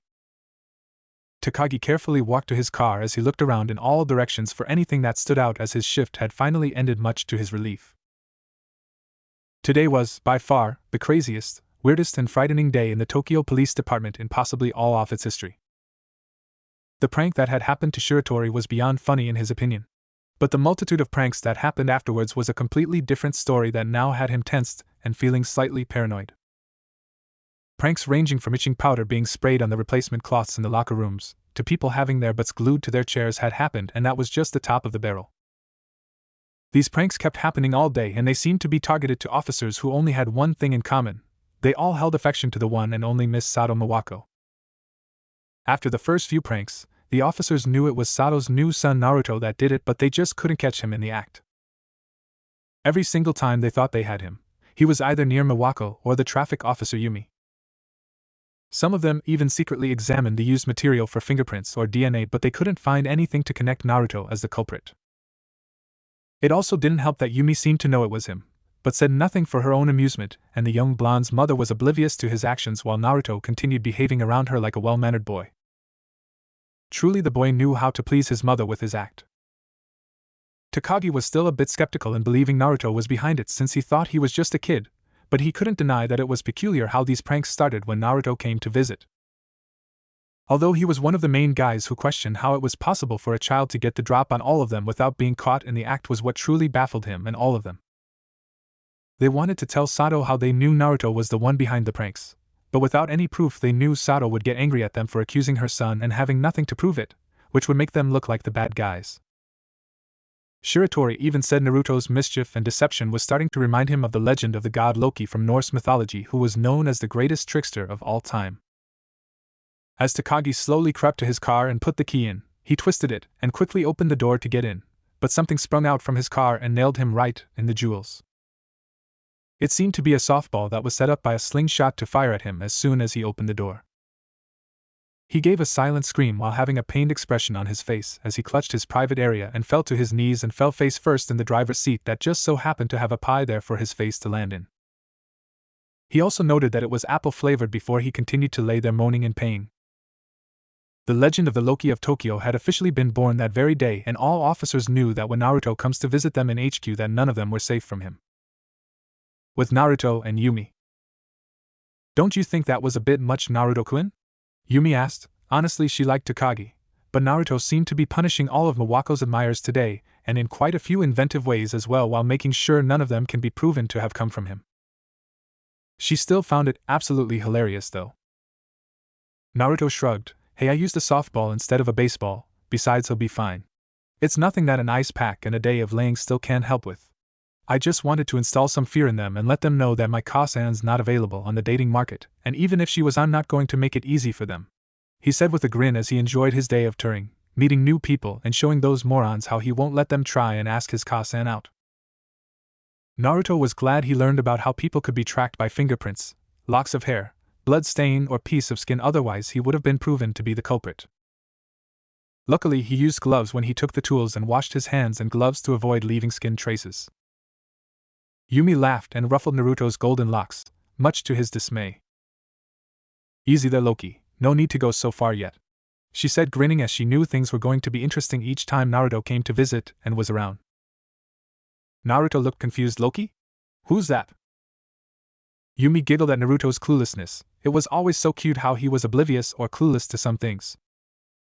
"I don't know the whole history, but they say Loki was a Norse god who was known for his deception and trickery, hence why the guys you prank are calling you that." Naruto just smirked at her as he liked the title he was given. It definitely suited him because there's no one who's more unpredictable than him. The next day, Naruto had been invited to Professor Agasa's house. While the professor himself was typing away on his computer, the other kids and Conan were playing Old Maid, where Genta kept losing since he apparently didn't know the meaning of the phrase poker face, as Mitsuhiko once again avoided the Joker card Genta was holding and completed a pair to win the round and leave Genta as the loser of the game. Naruto and AI, on the other hand, were discussing psychology since Naruto had started to take a great interest in it. AI seemed to be enjoying her discussions with Naruto. Naruto was still, of course, working on the Conan effect theory, as it did hold some merit. "What I'm saying is that it's best to get a witness testimony as fast as possible, since, the shorter of the event happening, the more details a witness can remember due short-term memory. The longer the time it takes, the more details they forget, and could very well change on a whim as the case is drawn out," Naruto said. AI nodded to this. "That's true, as in a case in 1896, when Albert von Schrenk-Notzing, a psychologist, was used as an expert witness, and he argued that due to the publication, witnesses could not distinguish between what they actually saw and what had been reported in the press." The girl said in understanding. Naruto nodded. "I read about that too. It was about a man accused of murdering 3 women, right?" he asked. AI smirked. "Correct. Nice memory, Whiskers," she said teasingly. Naruto blinked at the nickname and smirked back. "Why, thank you, AI-chan." It was AI's turn to blink as she registered the suffix added to her name. They heard the cheering of Conan and Mitsuhiko winning and the grumbling of Genta losing when they heard Mitsuhiko's voice. "Would Hibara-san and Naruto-kun want to join in?" he asked. AI shook her head. "Sorry, we're busy talking about something," she stated. "Like what?" Genta asked curiously. "Eyewitness memory and the time frame of its accuracy and usage when not corrupted by outside sources," Naruto stated. That sentence easily went over Mitsuhiko and Genta's head, but Conan blinked and looked at AI and she nodded. "Man, seems like we have a little prodigy on our hands," Conan thought in interest as he glanced at Naruto. There were too many big words in that sentence. Genta mumbled and Mitsuhiko nodded to his statement. "That's right, Conan-kun. Have you heard about the burglary murder case from yesterday?" Mitsuhiko asked the glasses-wearing boy. Conan nodded. "Yeah. The owner of the French restaurant Louis Escargot was killed on the case, right?" the spectacled boy asked. "Did you find out any details?" Mitsuhiko asked. "Yeah. Last night, I overheard a conversation between Inspector Megure and Mori-san. They say the burglar broke into the victim's room in the afternoon and killed him while he was sleeping," Conan stated. Naruto and AI walked over. "The guy was a complete moron to rob a house in the afternoon," Naruto said offhandedly, as he couldn't see the advantage in robbing a place during a sunny day instead of during the cover of the night. "He must have thought that no one was home when he broke in," AI suggested. "I believe so. The victim was bound and killed by a knife. The criminal probably needed to know the location of the items such as money, then killed the victim just as he left," Conan said. Naruto nodded. "Most likely the murder was to keep his identity a secret," he said in a monotone voice. "My guess exactly," Conan said, nodding. "You don't seem so surprised hearing this, Naruto.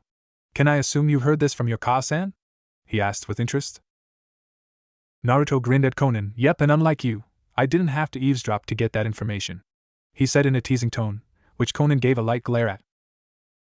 "That's brutal," Genta said as he had a look of fright. "An evil offender. I guess this isn't one for the detective boys," Mitsuhiko said in a sad tone. "Of course not," Agasa shouted. "You children shouldn't be discussing murder cases anyway.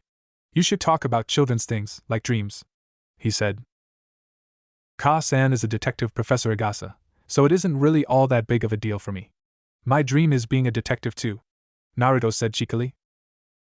Agasa gave the blonde a glare. but AI and Conan laughed a bit at the comeback. Ayumi, who was sitting next to Genta and not looking so well, asked something. Hey professor, do you have throat medicine? She asked weakly. You have a sore throat? Agasa asked as he walked over to the girl. That's right, Ayumi-chan. Your voice is weak today, Mitsuhiko commented. Open your mouth so I can see, instructed the professor. The good professor inspected Ayumi's throat. It definitely seems swollen, he said as he placed his hand on her forehead. And you have a fever. Maybe the flu, AI commented, adding her 2 cents. If you have the flu, eat some eel with rice, Genta commented. Does this baka always think with his stomach? Naruto thought as he looked at the larger boy with the sweat drop. Genta-kun, you're different from her, Mitsuhiko stated plainly. Ayumi-chan, you should go home and rest. We'll all go home together, Conan suggested. That's right, get some rest at home, Mitsuhiko commented. That's right, Genta said, nodding. Good idea.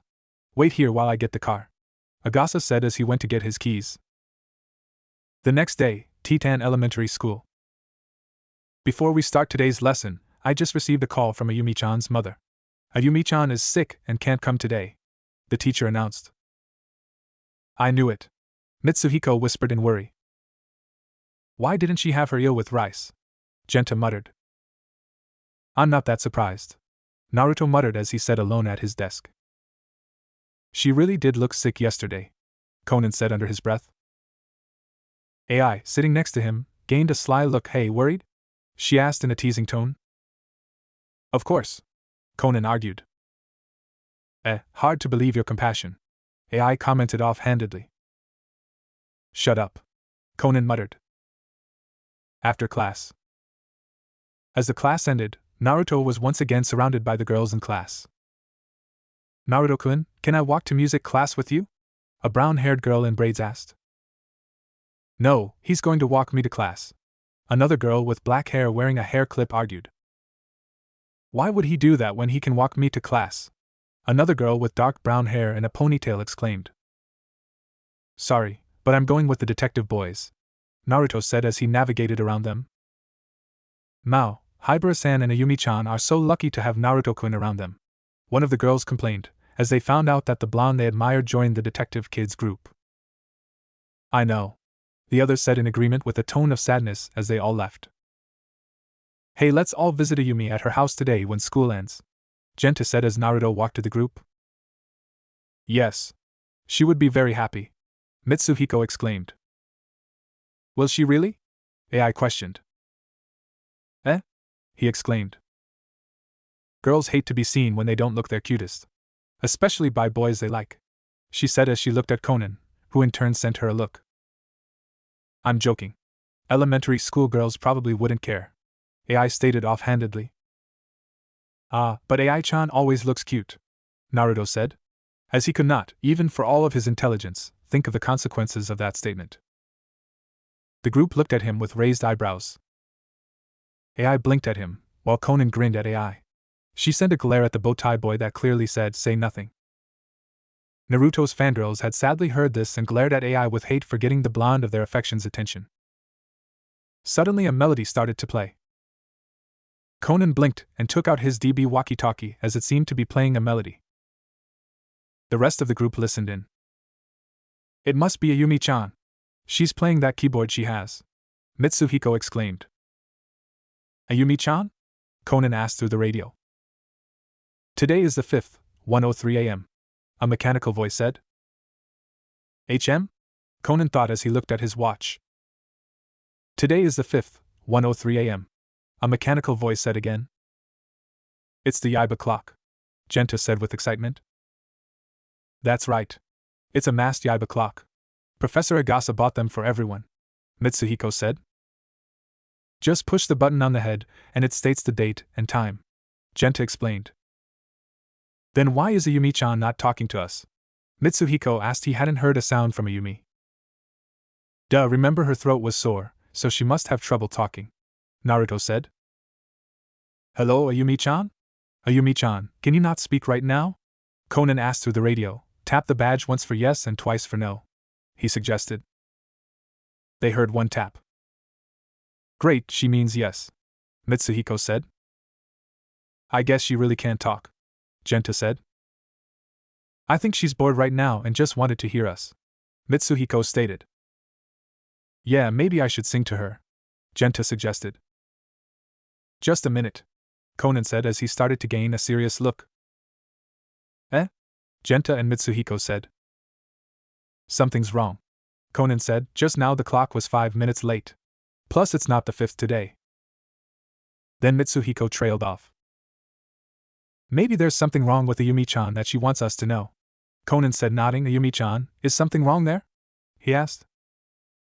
There was a pause and silence answered. Ayumi-chan, tap once for yes and twice on the badge for no, Mitsuhiko instructed. 2 taps answered. So it's a no. She's just bored and wanted to talk with us, Mitsuhiko concluded. Naruto, however, still felt something was wrong as he thought about everything so far. The wrong date with the alarm clock and the moment of silence before Ayumi answered the badge, and it was only after Mitsuhiko mentioned again how to answer it. It's almost time for class. We'll talk to you later, Genta said.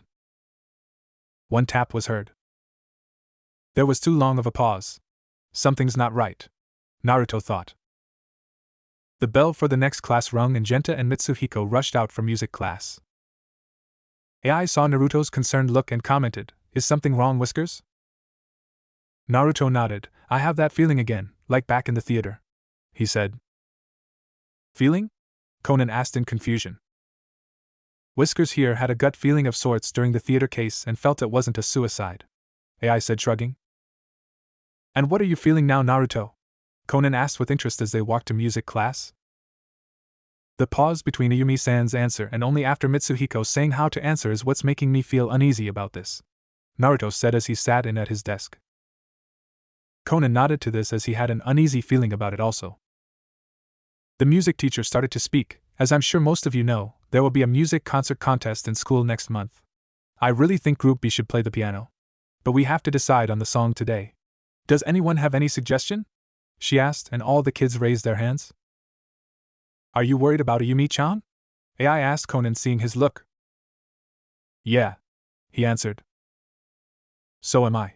I'm beginning to think that Naruto-san's gut may be keener than we think, she said. The melody that she first played, it seemed rather familiar. Do you have any clues? She asked. Conan laughed nervously. Not really, he said. I think it was Mimiriduri, AI said, trying to remember. Conan was busy contemplating why the date and time was wrong. The song's been chosen now, the teacher said as she sat at the piano. Let's all sing together first, she encouraged. Yes, the class said. As she started to play, AI listened closely as she had a strange feeling after the first verse was sung. It's Snail, she said to Conan. She was telling us Snail, she exclaimed. I see, Conan said in understanding. Sensei, call the police. Ayumi-chan is in immediate danger, Conan said as he rushed out of the classroom. I knew it, Naruto said as he followed Conan out, as he now believed he knew what was happening. Wait, Idagawa-kun, Sado-kun, the teacher called out, but it was too late as they were gone. The two were rushing down the hallway when Naruto started to talk. The song was about a snail, right? So she was talking about Lou escargot, referring to our talk yesterday about it, Naruto concluded. Conan nodded, and from the date and time, 5th, 1:3. From their respected words, 5 is go, 1 is 2, and 3 is han. So she was saying Godahan, she means the event from the other day, Conan said. At that time, the burglar must have answered as Ayumi-chan, he finished. Just be okay, Yumi, Conan thought as he and Naruto ran out of the school gate. Both of them were running down the street till they hit a stoplight. Conan was panting, but Naruto didn't even look winded. Man, you really need to keep yourself in better shape, Specs. I'm not even breaking a sweat yet, Naruto commented, trying to lighten the mood. Conan caught his breath and glared at him. Well, how are you in such good shape? Conan asked sarcastically as he hated his child body during times like these. He missed his adolescent body, which was packed with good reflexes, and his athletic trained body from all the times he played soccer. I do karate, the blonde said plainly with a grin. The moment Naruto uttered the word karate, Conan had gone just a little pale. K-ka karate? Conan asked, which Naruto nodded. "Oh Kami-sama, please don't tell me he's another Ran." Conan thought and prayed, since he had enough of a scary time whenever Ran threatened him, and more with her karate. "Just watch," Naruto said as he did a spin kick to a pole and added some chakra to his foot, thus causing it to get a small, but noticeable dent from the force of the kick he delivered to it. Naruto turned to Conan and grinned. "Pretty cool, huh?" he questioned. Conan paled. "Oh Kami-sama, it's a boy version of Ran," he cried inwardly at knowing that now there was a karate monster with him at school where he always thought he'd be safe from the one he already knew, but now there's a second one. He also wondered what kind of classes allowed a kid to be able to bend a street pole with a single kick. Before Conan could reply to Naruto, the light turned green and the two rushed to Yumi's apartment building. Meanwhile, people who passed by later were wondering what the heck happened to the pole Naruto had kicked. "Damn, we're running out of time," Conan thought with fear. Wait, when the burglar killed the owner, he only killed him right before he was leaving. Conan gained a determined look. Conan raced to a payphone and called Yumi's house while using his voice-changing bow tie and disguising his voice as Professor Agasa. Naruto was surprised when he heard Agasa's voice coming from Conan's bow tie. It was weird and he wondered why he had that to begin with. He overheard him using Agasa's voice and talking about a large sum of money he was going to take to Yumi's home. Probably to entice the burglar to stay longer, and thus keep Yumi alive longer, he thought, since he too remembered that the burglar killed the owner of that restaurant before leaving. Naruto flipped his black cell phone with a red spiral on the front closed just as Conan got off the phone. "Hopefully Yumi-san didn't have too many valuable things in her house, and this causes the burglar to stay put till we get there," Naruto said. Conan nodded and saw Naruto's phone. "Who'd you call?" he asked. Naruto shook his head. "No one. Just checking the time," he stated as he also planned to talk to Conan later about his bow tie. As they entered the building, Conan quickly ran up to the intercom, typed Yumi's apartment number in, and used his tie again. "It's me. Open the door," he said using Agasa's voice. "Hope this works," Naruto muttered. It turned out to work as they were let in as he followed Conan to the elevator. "It will," Conan said as he entered the apartment with a soccer ball. Naruto stayed behind the door, while having it cracked out a bit to surprise attack the burglar if he needed to. He focused some chakra to a seal on his right thigh, and his tri-pronged kunai knife with a kunai holder was attached to his thigh with his hand hovering over it if he needed it. His mother had been unsure of letting him carry a knife type of weapon with him, but only allowed it as long as he only used it for emergencies. This clearly qualified as one as they saw the door open to reveal the burglar. "Who are you? Where's the old man?" the burglar questioned Conan. The burglar seemed to have on a blue jacket, blue pants, a biker's helmet and sunglasses. "It's only been me from the beginning," Conan said, all innocent like. "You're a burglar, right?" he asked the man. "I wonder if you know how painful a soccer ball can be when you get hit," Conan said as he held up the ball in his hands, as he placed on the floor and turned some dial on his shoe. "Especially one kicked by power-enhancing shoes?" he asked in a serious tone. "Want to know?" he asked as he kicked the ball with a lot of force, right into the burglar's head, knocking him to the ground. "Wow, that's a pretty good kick. I wonder how much those shoes would give me a boost in kicking?" Naruto thought as he whistled. Conan ran into the room and saw Yumi tied up. "Ayumi-chan!" he exclaimed as ran up to her and started to untie her. Suddenly the burglar got up and he wasn't pleased. "You treat me like this," the burglar began speaking. Conan cursed his mistake. "Damn it, his helmet reduced the damage of my soccer ball's impact. I should have aimed for his chest. Maybe I should teach you some manners," he said as he held out a baton. "Die!" he shouted as he held the baton over his head. Naruto ran forward as he moved at impressive speed at the burglar. "How about no, you creep?" the blonde shouted as he added chakra to his foot and did a spin kick right at the burglar's back, sending the man flying face first to the ground.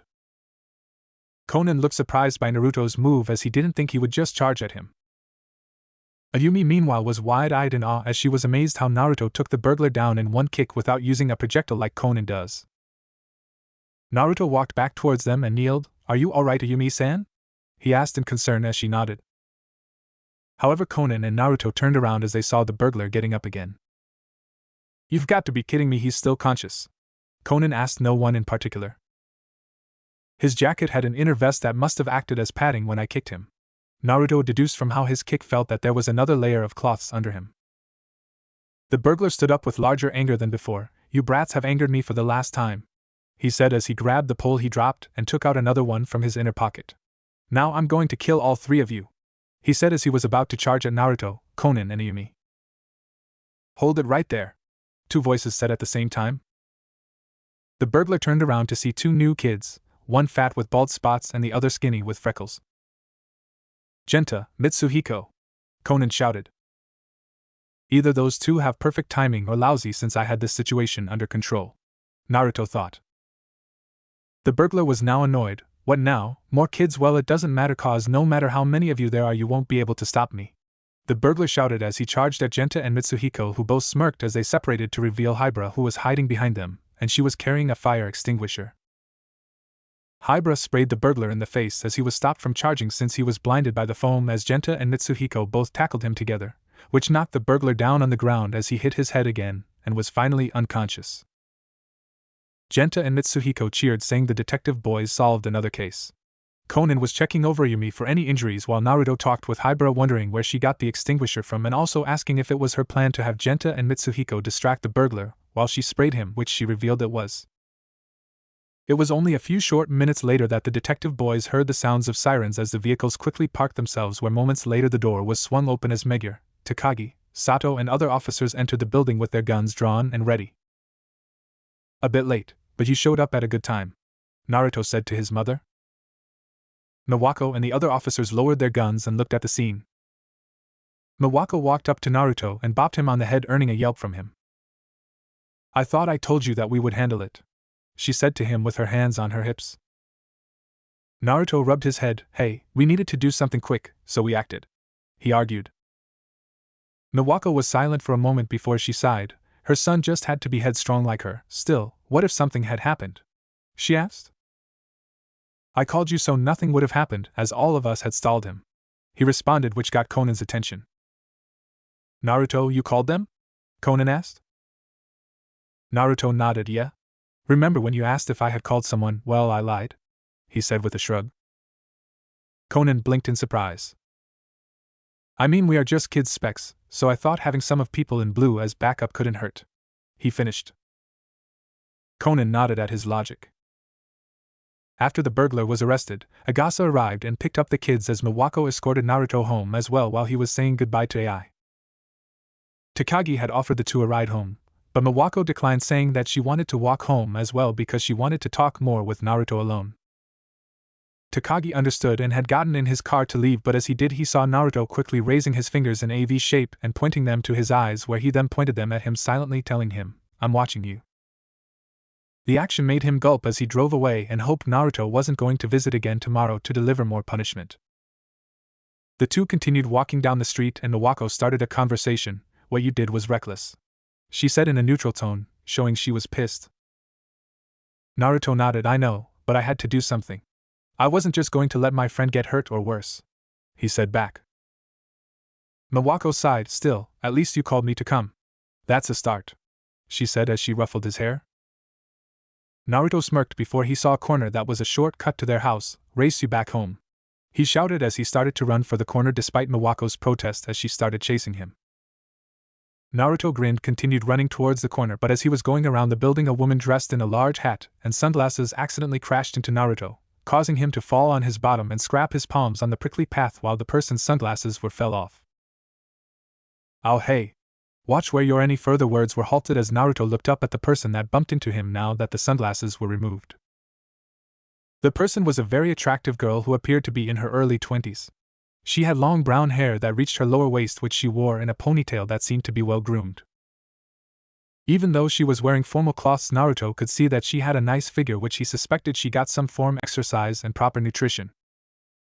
The most interesting part of her was her eyes that seemed to reflect kindness, gentleness, and a very caring personality. The woman, seeing the blood, panicked. I'm so sorry. Oh, please let me help you up, she said as she helped Naruto up, who was partially dazed from looking at the attractive elder girl. The girl then picked up her sunglasses and put them back on. Miwako managed to catch up and saw her son talking to someone. Naruto-kun, who are you talking to? She questioned.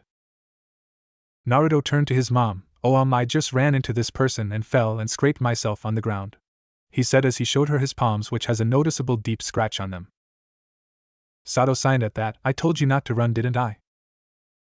Naruto stared back. Yeah, but I just wanted to race home. Excuse me, ma'am. The mystery girl said as Sato turned to her. Is he your son? She questioned. Sato smiled a bit. Yes, he is. The girl was surprised as the woman looked so young for being a mother to what she guessed was a 6 to 7-year-old boy. The woman shook her head. Well, since it's partially my fault for bumping into him, why don't you let me make it up to you too? She said as she looked around and saw a crepe truck. How about I buy you and your mother a crepe? She asked hopefully. Naruto looked surprised that a stranger would want to buy them food as an apology for just knocking him down. And you really don't have to, it's alright, he said gently. Miwako thought the same but with some suspicion now. Yes, that's quite alright, it wasn't anything serious. I insist, the girl said with finality. Naruto wanted to object more but he figured she wasn't going to budge. He nodded and looked at his mother, and she nodded too, albeit hesitantly. Alright then, he said as he gave in. Thank you, the girl said with a cheerful smile that Naruto found cute. Naruto and Miwako had gotten in line where they eventually placed their order. Miwako had ordered a simple taco crepe, while Naruto ordered an ice cream fruit crepe since he already had lunch at school. Both their orders were some of the lower price servings on the menu since even though they accepted the offer they didn't want to get the one who was trading them to spend too much money on them. They all sat on a bus stop bench they found close by. Naruto was enjoying the sweet and juicy crepe he was eating while Miwako had already finished hers. Miwako had been keeping a watch for anything strange from the unknown girl. Naruto started a conversation as he turned to the girl. Hey, I just realized that I never got your name. Miwako realized that too. Yeah, and I'd certainly like to know the name of the one who's treating us, she asked. The girl looked at them and then looked around to see the surrounding. She didn't see any people walking by other than some cars that just sped by. She figured she could answer them. Oh right, I'm sorry, how rude of me, but I needed to make sure there was no one nearby, she said as she took off her sunglasses exposing her full face now. Miwako's eyes widened at who she was seeing. Hey! You're Oki no Yoko, aren't you? She shouted out at now seeing the face of the popular teen signer and teen pop sensation in the flesh. Shh, don't shout my name so loudly. I don't want anyone to spot me. Yoko shushed Miwako. Miwako quickly covered her mouth before she apologized. Sorry, I just can't believe I'm seeing you in person. I listened to some of your songs. They're quite nice to hear when I'm relaxing at home after work. Yoko smiled. Thanks, I always try my best when I'm out there singing to the crowd. Naruto, however, looked confused. Ka-san, who is she? He questioned, which earned a surprised look from both Miwako and Yoko. Miwako was the first to answer. You don't know who Yoko is? Naruto shook his head. She's one of the biggest teen pop sensations in all of Japan. Naruto tilted his head to the side. So she's very famous? Miwako gawked at him. Famous, yes, but she would be recognized as one of the top teen idols of all Japan. Yoko smiled at hearing the praise, even though she did what she did because she enjoyed it rather than doing it for fame and money. It was still nice to hear honest opinions about her. Miwako turned to Yoko and bowed slightly. I'm sorry if you're offended that he doesn't know you. Yoko waved off the apology. That's okay, I was just surprised, that's all. I've never met someone who didn't know who I was. It's actually quite an interesting experience from always having people wanting a picture or autograph from me when they saw me. Yoko looked at Naruto and noticed something. She looked a bit closer. Wow, are those birthmarks on your cheeks? She questioned as she's never seen marks like those before. They looked like whiskers, which made him look even more adorable. Naruto nodded. Yeah, they are. I was born with them. Yoko looked a bit excited. Can I touch them? Naruto raised an eyebrow. I'm sure? Yoko traced her finger gently on Naruto's face, which earned him a slight blush he was now trying to hide as he felt her soft touch. Yoko was surprised as she traced the marks and they felt like little scars. She kept tracing her fingers as there was something she found enjoyable about tracing her fingers on Naruto's face. It almost felt like she was petting a cat or some other type of feline animal. She could even swear that she heard Naruto purring lowly as she kept tracing his marks. Eventually she let go as she then gave him a surprise hug. Kawaii, you're so cute and those whisker marks are so adorable. Naruto was now glad for the hug because his face was doing a good job impersonating a stop sign that glowed like a red light at night.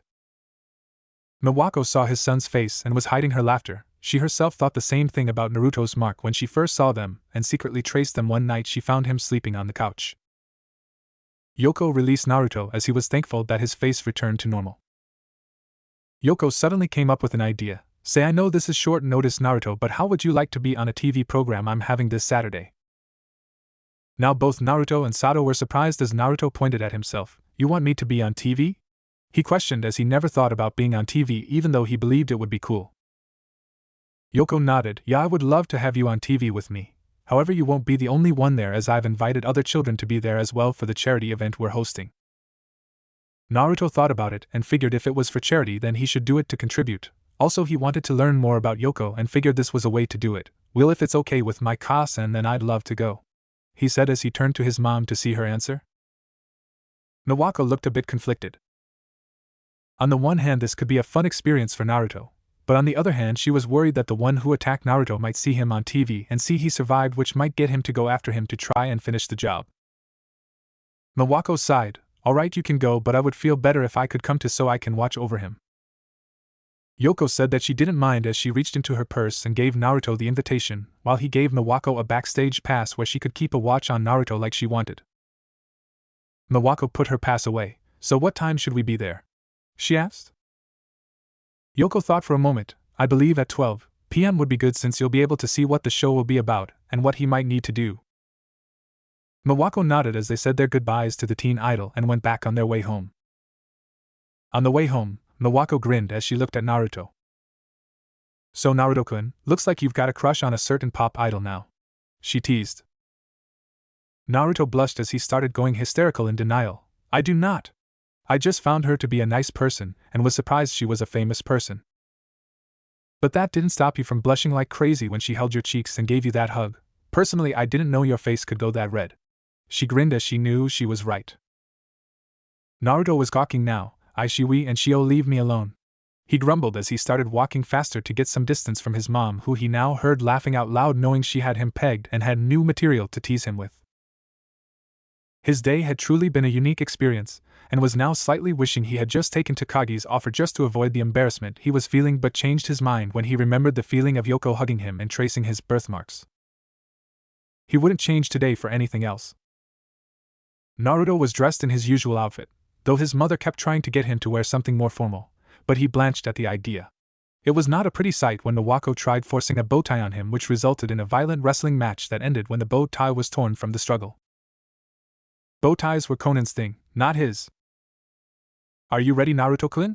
Nawako asked, just in case he wanted to back out. She wouldn't blame him if he wanted to. After all, this was a big event for him. He was going to be on national TV with the famous Oki no Yoko. Naruto nodded with slight excitement. He had told his friends to watch the charity show and said there was going to be a big surprise. He was so looking forward to seeing their reactions when he gets back. Ayumi, Genta, and Mitsuhiko were really excited about the surprise, but Naruto thought that maybe Conan and AI took a guess and figured it out. They were smart like that. Naruto and Nawako went to the car and drove to the station.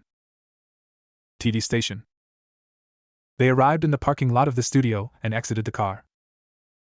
Naruto slammed the door shut and had a somewhat giddy look.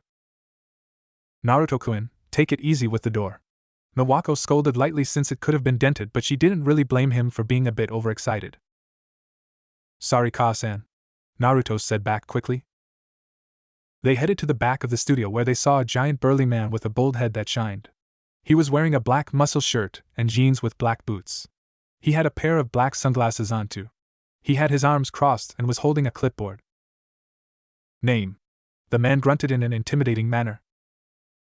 Sato Nawako and Sato Naruto. Nawako grunted back with some edge. She scoffed in her mind as the man tried to look intimidating.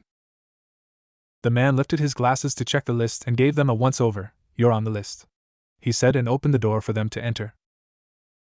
Thank you, Nawako said as she walked in with her hand on Naruto's shoulder. Nice glasses, Naruto commented, and the man just grunted back. They walked through backstage and had to duck out of the way at times with all the stage hands running around getting everything ready. Naruto-kun, Sato-san, a cheerful voice called out, and they both turned to see Oki no Yoko dressed in her pop idol outfit that consisted of a white dress with white gloves and boots that had yellow highlights. She had 4 kids behind her, 2 boys and 2 girls. Hey Yoko-san, Naruto said with a cheery wave and smile as he hid a small blush from seeing Yoko's outfit. Hello Okino-san, Nawako said with a slight bow. Please Sato-san, just call me Yoko. Sato nodded. Okay then, Yoko-san. Well, since you're here, let's all get introduced, shall we? Yoko stated, gesturing to the kids behind her. The first kid was one of the two boys. He had slick brown hair, sharp black eyes, and teeth that looked whitened as if he came from a dentist not too long ago. He was wearing a brown dress jacket, a gray bow tie, and white shorts with black shoes. In Naruto's opinion, he looked like a rat. I'm Hoshu Takai, best remember that, he said with a sniff, like a spoiled brat. Name, Hoshu Takai, aged 1. The next one was the large boy. He had a crop of black hair with a round face.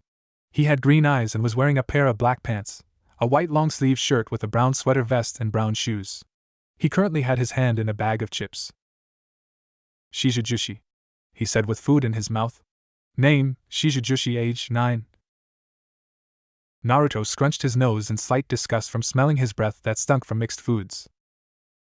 The next one was one of the two girls. She had a shy way about her, as she was nervous. She had auburn hair and pigtails with a pair of violet eyes. She was wearing a white skirt with a yellow blouse and white shoes. She gave a weak smile that actually made her look very cute, like a little puppy. Hi, I'm Name Tsunaji, nice to meet. She stammered out with a bit of a lisp. Name, Tsunaji, age 7. The last one was the final girl. She had a neutral look to her that sort of reminded Naruto of Haibara. She had short, jagged purplish hair and golden brown eyes. She wore silver wire-framed glasses, a white short-sleeved blouse, and a blue skirt, with blue knee-high socks and light brown shoes. She was also holding a blue book under her arm. Nagato Yuki, she said in a monotone voice as she adjusted her glasses. One name, Nagato Yuki, age 8. Well, nice to meet you guys, I'm Sato Naruto and this is my Ka-san. Naruto said as Sato waved at them. Yoko clapped her hands. Well, now that everyone is acquainted, we should give a small tour before the show starts. We have about, she said as she checked her watch, another 3 minutes before it starts. Come on everyone, she said cheerfully as she started to walk away while everyone proceeded to follow her. They walked around a bit until they ran into the cameraman. Yo Okino-chan, how you been? He asked flirtatiously. He was a slick-looking guy with long brown hair and a ponytail, and was wearing a white t-shirt with jeans and a black leather jacket. Name, Yosem Seku, age 22. Hello Yosem-san, Yoko said with a smile. Hey, after the show you want to go somewhere? He said as he wiggled his eyebrows. Yoko gave forced smile. No thank you, I think I'll be tired after the show, she said as she led the group away. Well, if you change your mind the offer still stands, he shouted. Sato had a look of disgust on her face. My, he was a forceful one. She commented and Yoko nodded. She disliked the playboy types since she still didn't feel like she was ready for another relationship after the incident where her ex-boyfriend committed suicide in her apartment, and tired to make it look like she had murdered him, when the whole thing was really a tragic misunderstanding that resulted in him ending his life for nothing. True, it had been a few months since the incident, but she still had trouble trying to get over it completely. They continued walking when Yoko lit up and waved. Rei-chan, she said as she waved to a girl with her short black hair and a tight bun. She had a petite figure and was wearing a gray tank top along with camouflage shorts and brown boots. She also had on a pair of work gloves and was wielding a pair of pliers as she was fixing a stage light. Name, Hojo Rei, age 24. She turned around and gave a crooked smile. Hey Yoko, nice outfit, she said as she admired the dress and looked behind the pop star. Who are the Munchkins? She asked. Naruto gained a tick mark at being called that while Emma Wako giggled knowing how much Naruto had height issues and as such disliked being mocked from his shortness. Mao, Rei-chan, you know that some kids are going on air with me. Stop playing around, Yoko said, trying to sound angry and put her hands on her hips, but Rei just laughed at her. Please stop trying to act angry, it just makes you look adorable instead, the woman said, barking with laughter. Yoko just pouted while Naruto had to agree with the woman on that fact. Yoko did look adorable even when angry. It was like seeing a kitten trying to look meow angrily, it just made it look cuter to people. Keep them in line though. I don't need some kitties messing with my stage, the stagehand said. Of course, oh great Rei-sama, Yoko said with a mock bow and giggle. Rei just rolled her eyes and went back to work. That was my friend Rei, one of the best stagehands around. She can fix almost anything and is great with special effects, Yoko commented. They walked into the dressing room next. And here is where some of the magic happens. I have some extra dresses to go through since the charity event has so many sponsors and some of them are fashion companies. So I'm going to be dressing up a lot tonight, Yoko said with a laugh. Nice rags, Zenkino, a female voice said with a sneer. The group turned to see a blonde-haired girl with stormy gray eyes wearing very little in fact. She had on a gold blouse that held very large breasts, black Sophie shorts, and white high heels and a white fur coat. She also had way too much makeup and perfume on. Name, Hallie Holland, age 17. Hallie, a pleasure to see you again, Yoko said with a very weak smile. Hallie walked right up to Yoko and pointed her in the chest. Don't think just because you got this gig you're special and Kino, got it? She said with a growl. Yoko rolled her eyes, says the girl who couldn't cut it back home in the US and hasn't gotten a job in months. Yoko shot back, she may be a nice girl, but she won't take anything from some prissy spoiled brat. What was that? Hallie shouted in fury. Hallie! The voice of a man shouted. They turned to see a man in a brown business suit with brown hair brushed back that was fading to gray in the front along with a pair of blue eyes. Name, Satoika Ko, age 34. Ah, Satoika-san? Yoko said with a true smile. The man turned to face her as his eyes flashed with sadness for a second before they went to happy. Yoko-kun, a pleasure to see you again. He smiled. Guys, let me introduce Satoika Ko-san, my first manager, she said as she looked at the man that helped her make it big when she first started her career. Who happens to be my manager now? Hallie said in a haughty tone. Ko glared at her slightly. Must you really antagonize everyone you meet? He questioned. Shut up, you should have gotten me this job, but you let Inkino here get it, you bastard, she shouted at her manager. You said you hate working with, and I quote, snot-nosed brats who can't even wipe themselves. End quote. So how were you thinking you were getting this job? He said with a snort. So what? I still should have gotten a chance to see if I wanted it, the blonde argued. Someone has a foul mouth, Nawako stated. And who are you, huh? Hallie rounded on Sato since she had heard her comment. A police officer, Sato said with a grin. Hearing that, Hallie backed off slightly and Ko grabbed her shoulder. Come on, let's get you out of here before you cause even more of a scene, he said with a growl and pushed her out of the room. As he passed Naruto, he felt a wave of nausea hit him. His knees felt weak as he started to stand wobbly and covered his mouth to keep the pile that was building up down, too. Well, what was that? He questioned in his mind as his mother grabbed his shoulder. Are you okay? She whispered to him as she knelt down to his level, wondering what had made her son look so ill all of a sudden. Naruto swallowed hard and took a deep breath. Yeah, just felt a little anxious is all. Guess the excitement is getting to me, he told his mother as he leaned against the wall. He shook his head trying to get rid of the remainder of nausea. He'd figure out what that feeling was later. If you're sure, Nawako said in a worried tone. Naruto smiled at her. He loved the fact that his mom worried about her. It showed just how much she really loved. It made him feel warm and safe like he never felt before. So he was your first manager? Naruto asked. Yes, Satoika-san has been in showbiz since he was kid. He started as a stagehand, Yoko commented lightly, but Naruto was the only one to hear it as another voice shouted over her. Yoko-san, we need you and the kids for a mic check, a stagehand said loudly. Yoko turned to him. Hi, she said cheerfully and turned to the group. Let's get you guys set up for the show, nay, she said with a wink, and everyone followed her to get set up. Roy started to hand out some clip-on mics to the kids. Lose these and your toast munchkins, capuche? She said in an intimidating way. Everyone, but Naruto and Yuki, nodded with fear while the other two just looked her straight in the eye and nodded calmly. Please, like she could be scarier than Ka-san, he thought with a scoff. His mother was absolutely frightening when she got angry at a poor sucker. He felt sorry for Yumi when she gained his mother ire most of the times. They clipped them on and watched as Yuki did a few mic checks. The director lined them all up to the seats behind Yoko. Nawako was behind stage watching with a smile on her face. We are live in 3, 2, 1, the director said. The camera turned on and the show was now connected worldwide. Welcome. I'm Okino Yoko. Yoko cheered loudly. I welcome all of you to this amazing charity event. This event is one of the newest games being released, but there is a big twist. For every game sold, 3% of the funds will be sent to help the endangered species and establish new animal sanctuaries, she said as she raised her hand in the air and threw it back to point at the kids. Today, I have a few lucky children to join me today on stage who have played this new game, or have started to play this new game. It is an action-packed adventure game called Final Conquest. With the detective boys and company. The DB along with the Muris were at Professor Agasa's house to watch the Okino Yoko event on the professor's big TV. Naruto-kun's on TV, Ayumi said in surprise.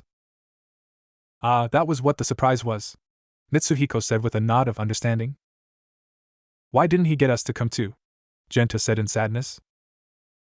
I knew it, Conan said with a sigh. Naruto already gave them the clues, telling them to watch the show. He seemed overly happy. They hadn't heard from him all day, a big surprise. It all pointed to him getting on the show.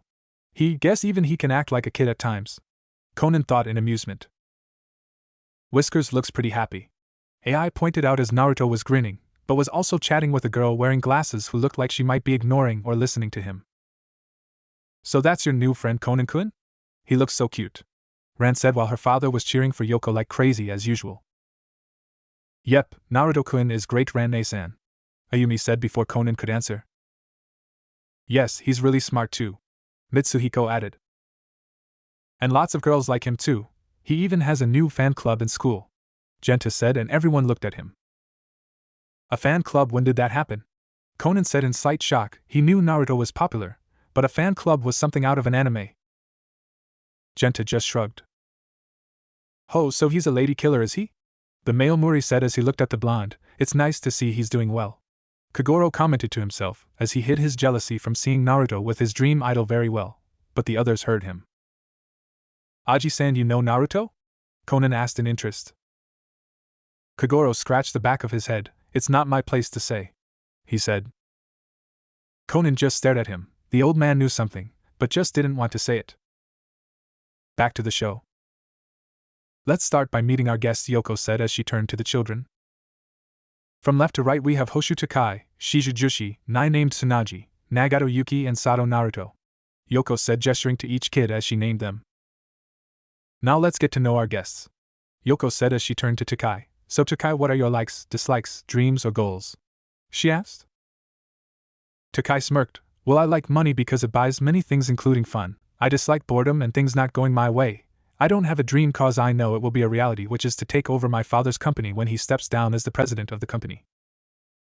Naruto rolled his eyes at hearing the answers. Geez, this guy needs an encyclopedia on humility and manners. Yuki was thinking something similar. This is what happens when you spoil a child and don't show him discipline. So you want to take your father's place and run the company when he retires? Yoko asked, not letting his answers bother her. Takai nodded. Yep, and when I do I'll take it to a whole new level, making more money and expanding it across the world, he said a bit arrogantly. Naruto's sweat dropped. I'm so not buying anything he's selling in stores. Jushi thought differently. I hope he'll open new restaurants with delicious meals. Thank you for your words. Now let's turn to our next guest, Jushi, Yoko said as the spotlight turned switch to him. Well, my likes are delicious food and drinks. My dislikes are exercise and bad food. My dream for the future is to become a chef and to open my own large restaurant, Jushi said eagerly. Naruto hid a laugh as he heard Jushi didn't like exercise. He was kind of like Genta that way. He hoped that if he did open a restaurant it would have ramen. Yuki wasn't surprised hearing his, since she figured a chubby person who disliked exercise would have goals involving food in some way. Takai meanwhile thought differently. With his size I wouldn't be surprised if he weighed over 1 pound in 1 year, he thought with annoyance. Back at Agasa Place. Cool, I bet he could open an awesome restaurant with eel on rice, Genta said as he heard Jushi's dream. You always think about eel, Genta-kun, Mitsuhiko said with a sigh. You got a problem with grilled eel, Genta said angrily as he grabbed Mitsuhiko by the collar. Guys, don't fight, Ayumi said as she moved to break it up with Ren joining to help. That Jushi kid seems to have a modest dream, Muri said to himself, but Conan and Hybra heard him. Unlike that Takai kid, Hybra said softly so only Conan would hear. No kidding, that kid could use an adjustment for his arrogance and cockiness, Conan said with his head resting on his raised hand as he saw Yoko continue talking to Jushi. Well, this is what usually happens to children who always get what they want with no work, Agasa said to them. My parents are kind of wealthy, and yet you don't see me acting like him, Conan said softly to Hybra and Agasa. That's because you're more modest and have a good head on your shoulders, unlike certain people I know, Hibara actually complimented as she looked to Muri. Conan saw who she was referring to. He's not that bad, he said as Hibara just stared at him emotionlessly. Okay, he is that bad, but he does sometimes show some skills as a detective. Only like a 1 in 5 chance does he ever show it. From what you said, he only ever gets a brain when Rant's mom is involved or one of his old friends, Hibara said dully. Conan sighed. Yep, that's pretty much the only time he shows a brain. I swear sometimes I just want to bash my head when he behaves stupidly and gets so damn cocky with his false fame, he said while rubbing his head, trying not to think about all the times Muri laughed like an idiot or messed things up. He sometimes wished he had just stayed as a cop since he was better at apprehending than finding the culprit. Back on the show. Yoko had finished talking to Jushi and turned to Tsunaji asking her to speak up. Tsunaji was a bit nervous seeing the camera turn to her. She was having trouble getting her words together. Seeing this, Yuki placed her hand on her shoulder in a reassuring gesture that surprised Naruto a bit. It's okay, just take a deep breath, Yuki said to her. Tsunaji gave her a thankful look before she took her advice and took a deep breath before answering. Well, my likes are flowers and animals. I dislike bullies who pick on people for no reason and violence. My dreams for the future is to become a famous and confident idol like you, Yoko-san, because you've been my inspiration since I first saw you. Ah, thank you, Tsunaji-chan. You're so sweet, and I wish you luck in making your dream come true. Maybe when you get older I can help you start a career, Yoko said happily after hearing Tsunaji's dream. Tsunaji now had a happy look on her face as her hands were clapped together in joy. Really, you mean that? Yoko nodded with a smile. And maybe one day we'll work together on an album or something. Tsunaji was looking happier. Thank you, Yoko-san, she said in gratitude, feeling better now. You're welcome. Now then, let's turn to our fourth guest, Nagato Yuki. At the sound of her name, the spotlight was on her now. So Yuki, why don't you tell us about yourself? Yoko asked. I like books. My dislikes are extremely loud noises and time travelers. Wait, time travelers? Yoko interrupted the unusual mention of her dislike. Why would you hate something that doesn't exist? She questioned in surprise while Naruto and the others also got their attention captured. That's classified information, Yuki said with a barely seen tiny smile. Everyone's face faulted at that. Naruto, on the other hand, laughed. Back at Agasa House. Conan had a tired look to his face. You know, that girl is starting to remind me of you, Hibara, he said as he turned to her. Hibara had an emotionless look. I don't act like that, she said with a tint of annoyance. Yeah, you do, Conan thought, knowing they seemed similar. She's kind of weird, Genta said as he rubbed his head. Ayumi gave a straining laugh to that. Well, I like that Tsunaji girl. She's cute and wants to be an idol like Yoko-san, Mitsuhiko said with a blush from seeing her talk on TV. She looked so cute when she smiled. Yeah, she was cute, Genta said almost dreamily. HMP, Ayuma said with puffed cheeks at seeing them go gaga. Back at the studio. Yoko had finished interviewing Yuki, who told them about her dislikes of time travelers. She then told them about her dream of wanting to travel the world. Okay, thank you, Yuki, for your words. Now then, let's turn to our final guest, Sato Naruto, Yoko said as she turned to her last-minute entry and new friend. Hi there, my name's Naruto and my likes are ramen, my friends, my Ka-san, having fun and solving crimes. You solve crimes? Yoko interrupted as the other kids were also interested in hearing now. Well, not just me, I solve them with my friends and the detective boys. Oh, so you're a new member in their group? Yoko asked as she was familiar with that group, having seen them in the papers occasionally. The other kids had also heard about that group and were surprised Naruto was in it. Yeah, I am. I just joined a few days ago. Interesting. So what do you dislike and what are your goals? Yoko asked, getting back on topic.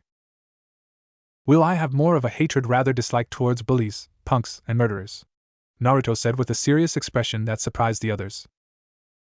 Back at the Agasa house. The others, including Conan and Hibara, were stunned by what they heard. He hasn't forgotten what happened to him when we found him, Muri thought to himself as he saw the hatred in Naruto's eyes when he said he hated those types of people. Conan was in a similar thought, except that he was wondering why Naruto seemed to have hatred towards those kinds of people. He looked to see Muri looking with a serious expression, which was always rare for him. Seeing him looking like that and the fact that he knew something about Naruto that he didn't reveal to them made him wonder if something happened to him which might have had something to do with Sato-san adopting him. Hibara meanwhile was in her own thoughts as she saw something dark in Naruto's eyes when he was speaking. The kind of thing that shouldn't really be in his eyes or in one so young. She was a little worried. Back at the studio, Miwako was looking sad and worried at her son's expression and the way he spoke about those he hated. Would he carry that hate for the rest of his life? She would have to sit him down and talk to him about it before it gets out of hand. Well, that's surprising to hear. Is there a specific reason why you hate those kinds of people? Yoko asked. Naruto looked down as his hair shadowed his eyes. I'd rather not talk about it if you don't mind, he said lowly but just loud enough for her to hear. Yuki's eyes took a softer look as she kept looking at Naruto. Something happened to him, she thought to herself as she wondered why Naruto seemed to have hatred towards someone. No, that's okay, you don't have to answer if you don't want to. So what are your dreams if you don't mind answering? Yoko asked him. Now Naruto had one of his cheerful smiles again. My dream is to one day become a great police officer like my Kasan and to become a great detective, he said proudly. Oh, so you want to be like your mother? Well, that's nice to hear. I bet she'd be proud to see you join the force, Yoko said cheerfully. I can't wait for when I actually do, Naruto said with a grin. And there you have it, ladies and gentlemen. You've heard it all from our guests. Now, before we take our calls, allow me to take this chance to sing one of my songs while we give the children a short break, Yoko said as she took a microphone that was on her table and took the center stage to sing. Play, Yukidoke no Anokawa no Nagar no Uni. Naruto had his eyes shut as he enjoyed listening to the beautiful voice Yoko had as she sang her song. It made him feel warm and enveloped in its lyrics, as he felt like he was entering a dream. Yuki meanwhile was impressed to a slight degree at the idol's voice live instead of hearing it on the radio or something. The other kids were just enjoying the music as they stayed quiet. Yoko finished her song and was breathing a little bit hard, but as an idol she was used to it. Now then, let's, Yoko continued, but was cut off as something fell from the top of the stage and landed right in front of her. Yoko's eyes widened in fear as she screamed. Cut, turn off those damn cameras now, the director said in a panic. Got it, boss man, Seka said in a hurry. The kids, minus Yuki and Naruto, screamed in fear at what was hanging before them. Naruto had narrowed eyes while Yuki had startled eyes, but kept herself collected. The dead body of Hallie Holland with a noose around her neck. Miwako ran up to the body and looked up to see anything from the rafters, but she saw nothing at all. She whipped out her cell phone and called her boss. It was going to be one of those days. Inspector Megier, we have a case, Sato said and nodded to the call and told them the location. She closed her phone and pulled out her badge. I'm Detective Sato Miwako. This is now a crime scene. I want everyone to calm down and stay right here, she stated while keeping eyes on all of them. Each and everyone here was a suspect until they proved it was a suicide. Naruto walked up to his mom. Hey Kasen, think I caught what Conan has, he said plainly, not affected by the dead body at all. And what's that? Sato asked with a sigh. The Conan effect, the blonde said with a crooked grin. Sato face-palmed at her son's reaction. She didn't know whether it was a good or bad thing that he wasn't frightened by the incident that's just happened.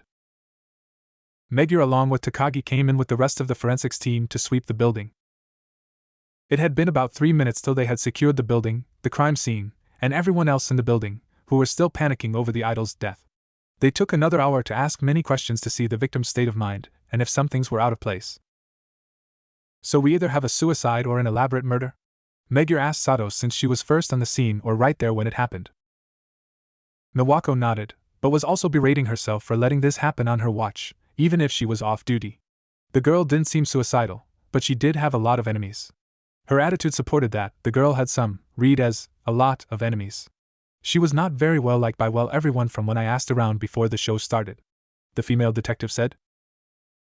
Wonderful, so everyone has a motive, Megier said as he rubbed his temple. An officer walked up to Megier. Sir, the autopsy came back. Thank God, I could kiss Tusher for getting me the results without dealing the paperwork. We already have the press on our backs, Megier muttered.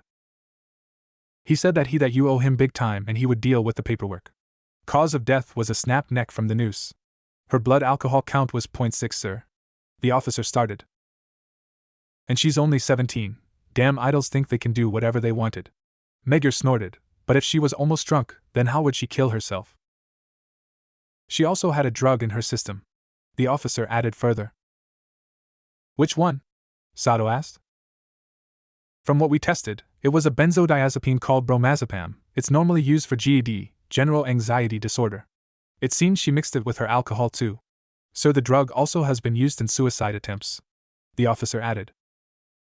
In an overdose maybe, but I don't think in a self-hanging, Sato commented in suspicion.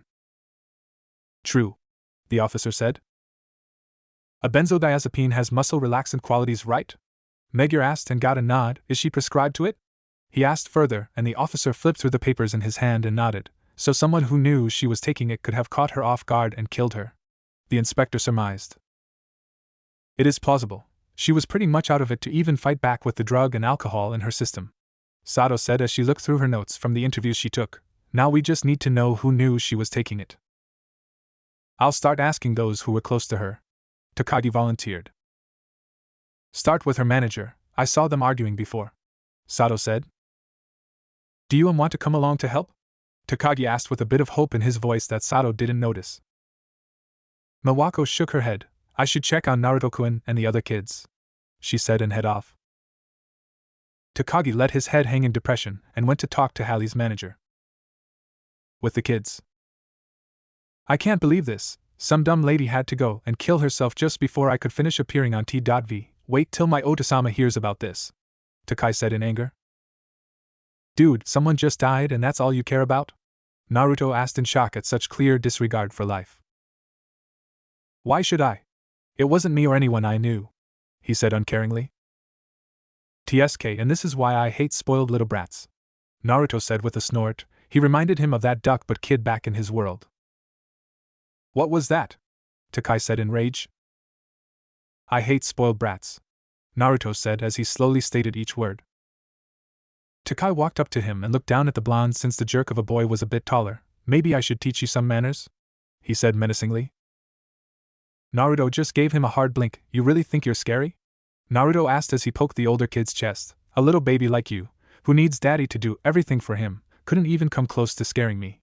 So back off, before I break your face and reconstruct it into something useful like a stop sign, Naruto said with a growl, and Takai, like the little baby he was, backed off with fright of the younger boy. Yuki raised an eyebrow in amusement from hearing his descriptive threat. What do we do now? Tsunaji asked with a stutter. Most likely go home after the police ask us some question. Some common ones would be if we saw anything strange, out of place, or someone acting strangely, Yuki stated as she read her book. Why ask us? It was a suicide, Joshi said as he munched on some chips. Naruto snorted. You would find it funny at how many times someone tries to make a murder look like a suicide, the blonde said as he crossed his arms. We think the same thing, Naruto-kun, Sato said as she walked up to the kids. Hey Ka-san, so what's the verdict? Naruto asked in curiosity since his mom, or the other officers seemed to think the same thing as him. Can't really tell you much, but you kids will be here for a bit till we shed some more light on this. So sit tight till then, Sato ordered. That goes for you too, Naruto-kun, she said sternly since her son was bound to get involved somehow. Naruto raised his hands in a defensive manner. Okay. The blonde said, assuring his mother that he was not going to get involved. He was of course not going to listen to her because after all he wouldn't be a member of the detective boys if he didn't try to solve the crime. Naruto started walking away when Takai noticed him leaving. That detective said to stay, the brat said. Bathroom, Naruto said as he waved him off. Of course he wasn't going to the bathroom, thought. He saw a familiar figure and approached him. Yo, Detective Takagi, the said as he waved happily. Takagi turned to him and jumped slightly at his presence. Naruto-kun, hi, he said with a nervous, strained smile and moved his hand near the front of his jewels just in case. He still felt some pain there from last time. Naruto smiled at him. He was learning. Hey, what are you doing now? The boy asked curiously. Takagi sighed in relief. The blonde was going to be civil, just taking some statements and seeing who knew if Holin-san was taking any kind of medication, the detective said. He sounds interesting. Mind if I tag along? Our protagonist asked. Takagi started to sweat. I could. It would make Sato-san angry? Well, more likely at him. More likely angry at him, Naruto thought with a grin. Still, having me around could help find some of the small things. You know, like what Conan does. The blonde pressed, since he had heard that Conan had Takagi's trust. Takagi lit up at that. Conan was good at finding the small little details, sure, he said with nod, and then jumped seeing the little purple-haired girl behind Naruto. Naruto, wondering why he jumped, turned to see Yuki with curiosity in her eyes. Hey Yuki-san. Naruto said, what are you doing here? He asked.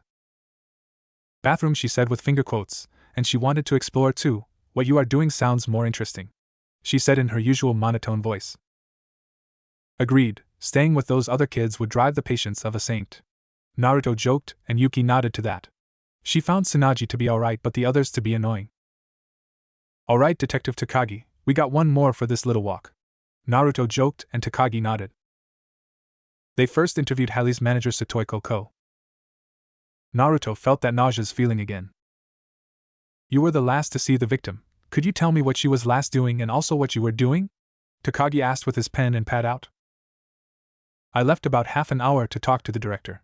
Ko said smoothly. I left her to her own devices. From what I saw, that was kind of reckless.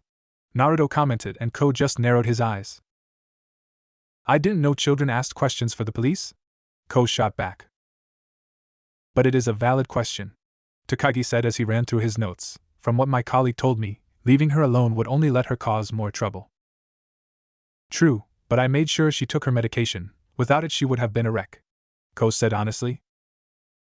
So you knew she was taking medication? Takagi asked for confirmation. Ko snorted. Over half the people here know that, he said, and Takagi sighed. Why would someone kill her though? Sure, she was a mean person, but who would want to kill her? Naruto said out loud with childish curiosity. I know someone who has a major grudge against her, Ko said. Who? Takagi asked. The stagehand Rei. Hallie spread some bad rumors on the internet about her, and she lost a lot of her credibility in her field. Thank you for your time. We may have some new questions later on, so we'll stay in touch, Takagi said. Takagi, Naruto, and Yuki started to walk away. What do you think of him, Yuki-san? Naruto asked. Snappish, Shikam girl said. Agreed, Naruto said with a nod. I'm not sorry that bitch is gone, Rei said as she crossed her arms. Can you tell me about those rumors that Holen-san spread about you? Takagi asked carefully. Ru growled as she stomped the ground. That little slut spread word that I was a lesbian and I had my way with her, she said as she threw her hands in the air. Are you, you know, Takagi trailed off with a bit of a blush. Of course not, you freaking idiot. Besides, if I was, I would never touch that little skank, she said with a shiver at the thought. Any idea who did that to her? She asked with curiosity. We're looking into it, Takagi answered while Naruto observed her. So far, only Ko had given him that uncomfortable feeling. Maybe some of the others may give it too. I'd look into Seku, he had a few run-ins with the slut, she said while quoting with her fingers. He did seem like the player type, Naruto commented, and Yuki nodded. Rei got a good look at Naruto and noticed something. Are those things real? She asked as she pointed at Naruto's whisker marks. Yuki was also wondering about that, but kept it to herself. Yes, Naruto said hesitantly. Seriously, what was with girls and his whisker marks? Can I touch them? Rei asked innocently. Sure, Naruto answered questioningly. Rei rubbed her fingers over them and gasped when he purred. Kawaii, Rei said as she hugged him. Why? Naruto shouted in his mind. Yuki walked over and felt them too. Hey, Sto, Naruto tried to say, but he just purred again. Kitty, Yuki said with slight interest. After the petting ended, they headed to the next suspect. Seku was blowing his nose. Man, I can't believe HH kicked the bucket, he said with a sniffle. HH? Takagi asked. Seku gave him a strange look. Dude, you gay? Have you not seen those knockers she had? She was called HH for a reason, he said in a condescending voice. Well, I'm looking into someone else, he tried to say, but Naruto stepped on his foot by accident and gave him a glare. Takagi just gave an awkward laugh while Yuki looked intrigued at the whole thing. He's an interesting boy, Yuki thought to herself. I don't feel it around him either, Naruto thought. Hey, Hallie and her manager were arguing earlier. Are they always like that? Naruto asked innocently. Seku looked at Naruto and nodded. Yeah, they were. In fact, for some reason he just renewed her contract, when it was obvious that he wanted to get away from her, the cameraman said. Naruto nodded and Takagi looked at him strangely, wondering why he would ask that. They started to walk away when Yuki started to talk. You have an idea? Yuki commented when she saw a thinking look on the blonde's face. I do. Hey Detective Takagi, can I see the autopsy report? Naruto asked innocently. Takagi looked at Naruto in surprise. Why would you want to see that? Just a little curious. I may find something someone missed, the blonde said. Takagi shrugged and pulled out the copy of the report he got and handed it to Naruto. Did they run a rape kit? Naruto asked seriously as he looked over the report. Takagi blinked at him. How would he know about something like that? Yeah, they did, the detective said with a nod. Naruto grinned openly. I got it, he said. Sir, we found what was used to kill Holen-san, an officer said. What is it? Megure asked. It was a movable machine part from the stage's rafters. A remote button could easily be connected to it, the officer said. The stagehand Rei was said to be very skilled, Sato commented, as she remembered Yoko's statement from earlier. I see, Megure said. Everyone gathered around. Megure approached Rei. Hujo-san, can we ask you a few more questions? Megure asked. Like what? Rei asked in worry. You have the most experience for using the stage equipment, right? Megure asked. Yes, so? Rei asked as she waved her hand for him to get to the point. She had a stage to clear out. Then you would be glad to know that a remote was used to have Holen-san fall and hang to her death, Megure commented. Rei gasped, seeing where this was going. I had nothing to do with it, she confessed in haste. I would still like to ask you some questions down at the station, Megure said. No, it's not her. She may have hated her, but she didn't do it, Naruto thought as he felt that feeling again. Every time he was near Ko, he got that sick feeling that just told him something was up with him. Doesn't Satoika-san have stagehand experience too? Naruto questioned out loudly all of a sudden. He's right, Yoko said with a gasp as she just remembered. Back in the day, yes, but nothing to do with new technological stuff, Ko stated gruffly. No, I remember you asking around some of the little stagehands, Seka said as he stood by the camera and leaned on the on button, turning the camera on. So? I couldn't be curious about what they had replaced with what I once knew, Ko asked further. Why did you hate Hallie? Naruto asked suddenly. Ko jumped a little. Child, I didn't hate her, he said. Then why did you look at her with so much hate when she mentioned that you were her manager? Naruto asked further. Because I thought she would be a hit, so I left Yoko-kun. It turns out that I made the wrong decision, Ko reasoned. Was she blackmailing you? Naruto asked, surprising everyone with that. What? Why would she? Ko said with a sweat. She was pregnant, right? Naruto stated, and Ko looked surprised. Oh, how did you? He said shakily. The autopsy report. From what I heard, she had vaginal scarring and a bit of an infection, Naruto said calmly. From what I heard is rumors she had slept around a lot too. So she had an abortion most likely, the blonde said as he started to pace himself. Your contract with her was done last year, right? But for some reason you renewed it even though she was going downhill. So this begs the question why you agreed to the renewed contract? Because she blackmailed you, right? Naruto pressed. Why yes, Ko said. I told her how happy I was to finally have the contract over with. So she wanted to part with a drink. She drugged it with a roofie and slept with me, he said with tears. I wanted to stay away from her, but she took pictures and she would make them public if I didn't renew the contract. I have a wife. If she found out, even if it was a rape, she would have left me, he whispered in fear. So you used your knowledge of her medication, drink habits, and your stage knowledge to kill her, right? Naruto said softly.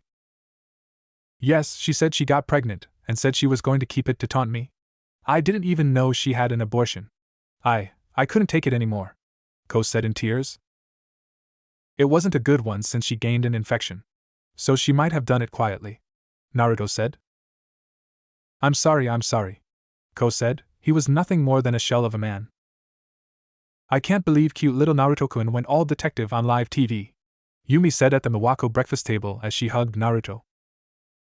Miwako was a bit miffed that Takagi let Naruto in on the case, but he proved invaluable to it in the end of it. Yumi pulled out the paper that had Naruto's face on the cover labeled Detective Uji-sama, My Mystery Sleuth Prince. Please sign this mere commoner's paper, Yumi said while batting eyelashes in an attractive way.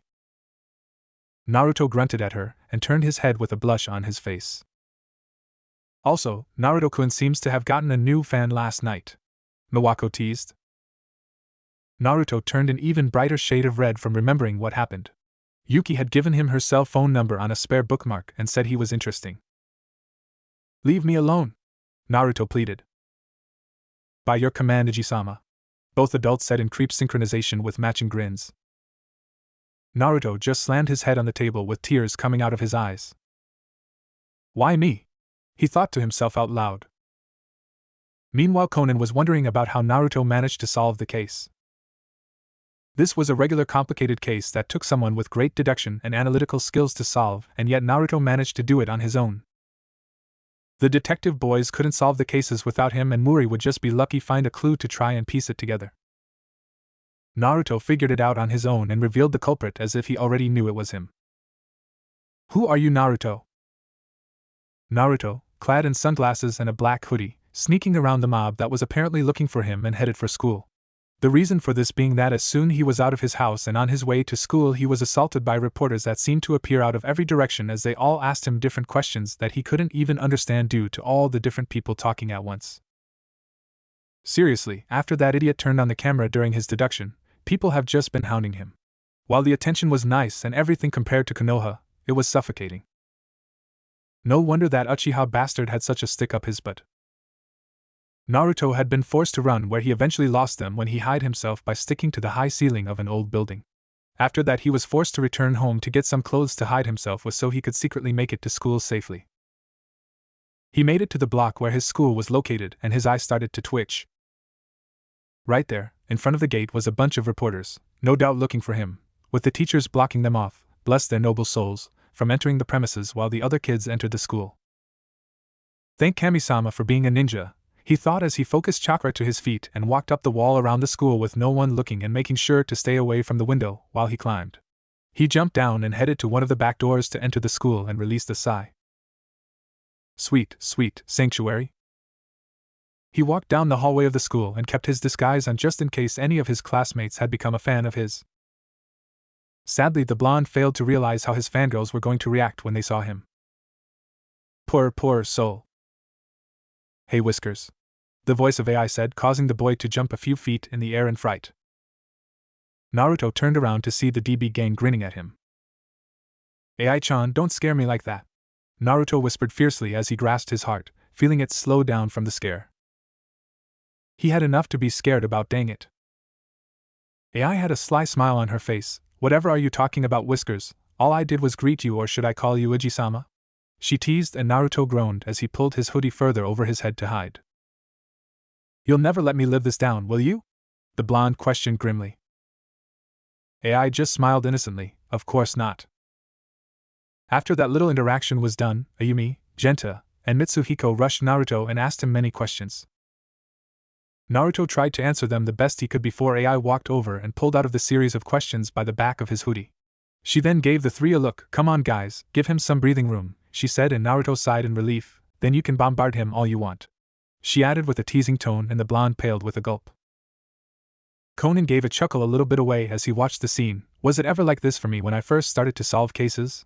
He pondered with amusement as the blonde tried to answer every question that was shot at him. Conan couldn't wait for when the blonde entered class. Priceless.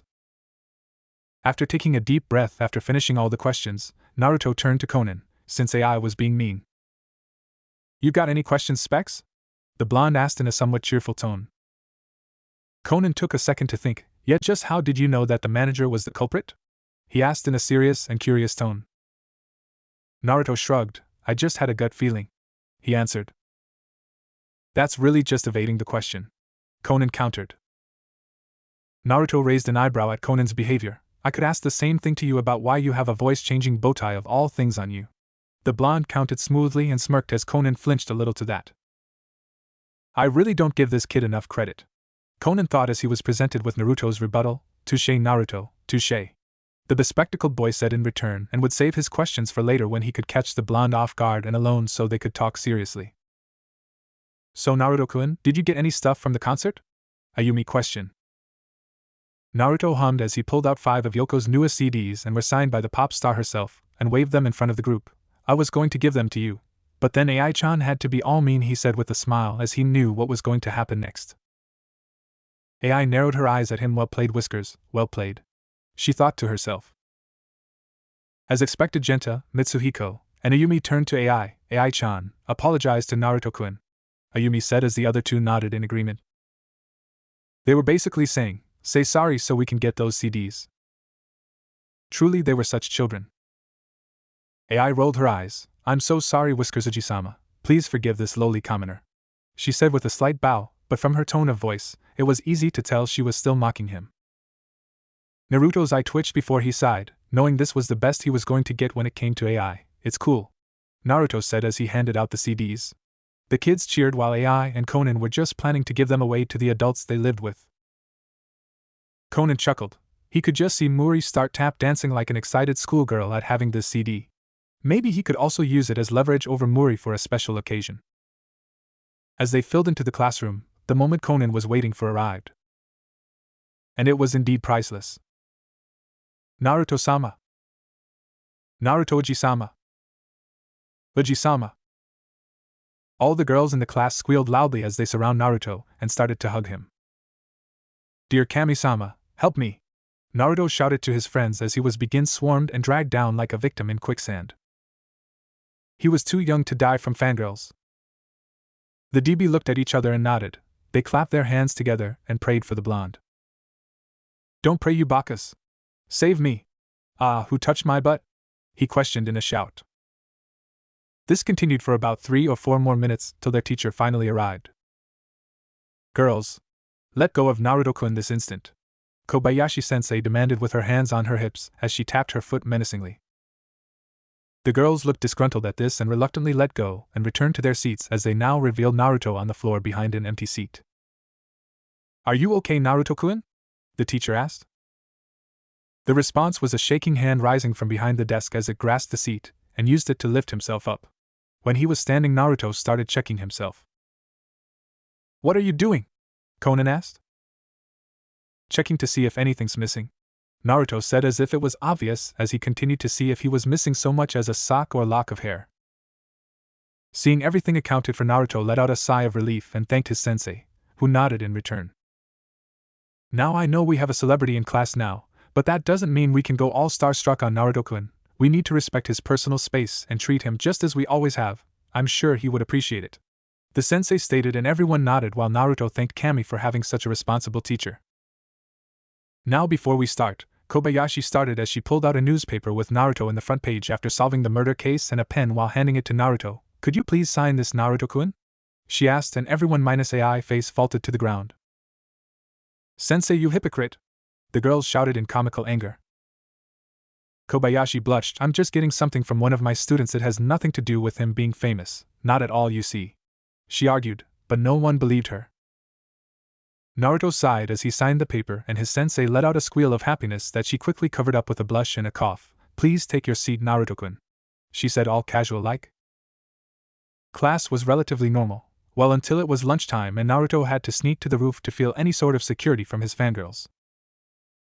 As the school day reached its end, Naruto had asked if he could go to the bathroom a few minutes before school ended with all of his things. Kobayashi said yes and Naruto dashed out of the room like a bat out of hell.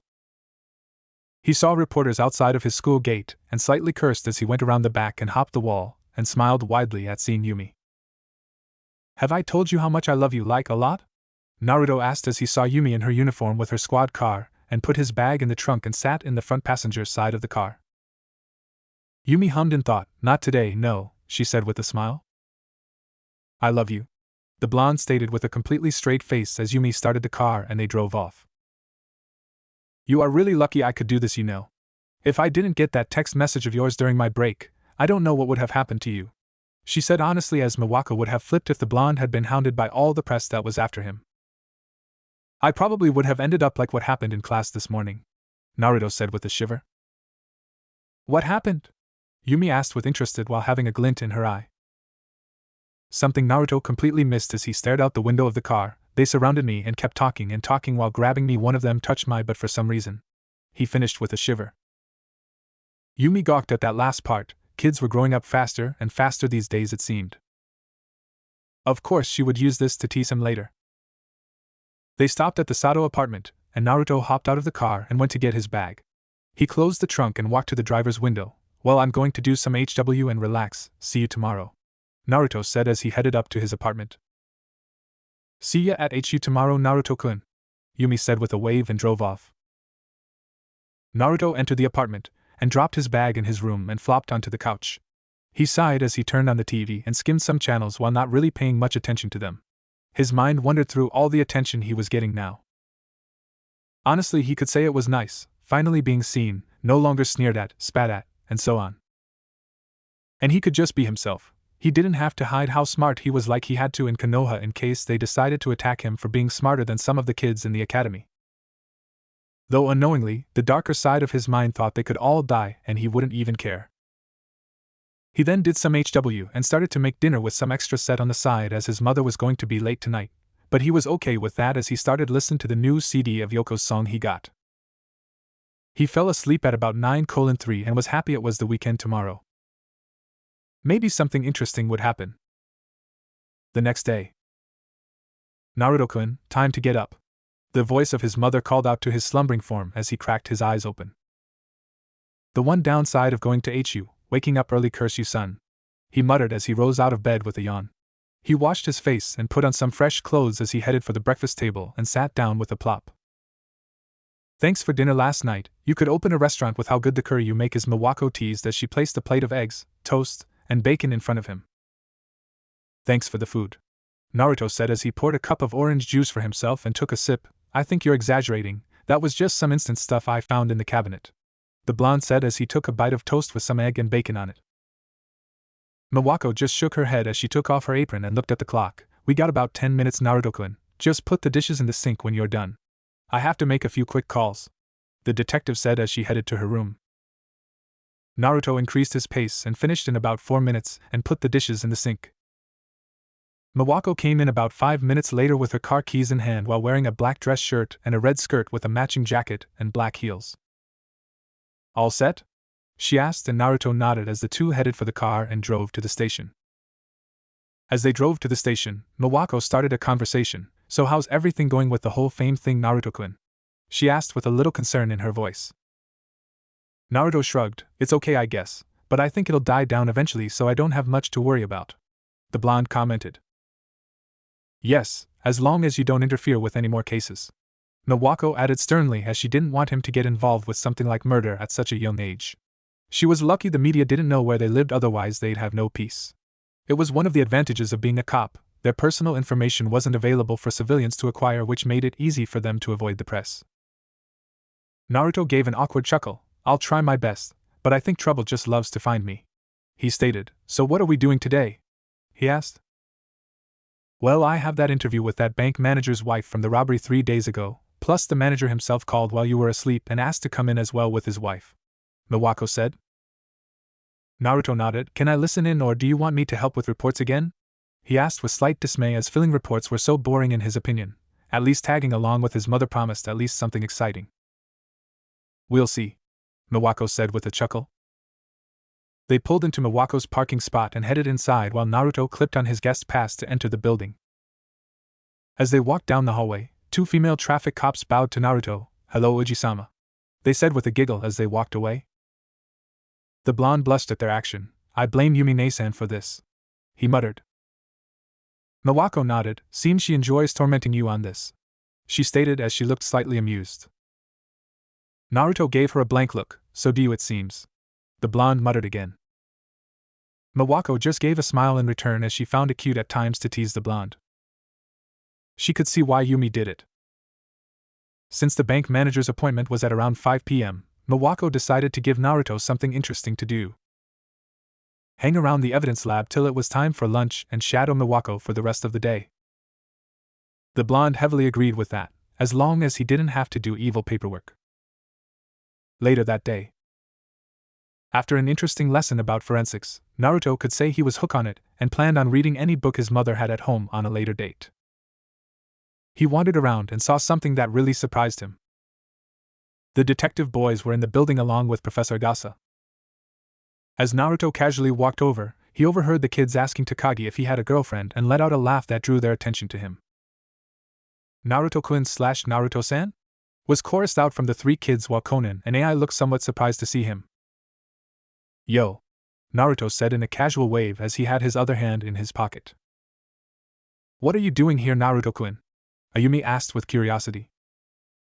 I always come here to hang out on the weekends, right, Detective Takagi? Naruto asked with a glint in his eye. Takagi began to sweat a little. Hi Naruto-kun, the man said with a stiff nod. Conan blinked at Takagi's shaken form and wondered what his deal was.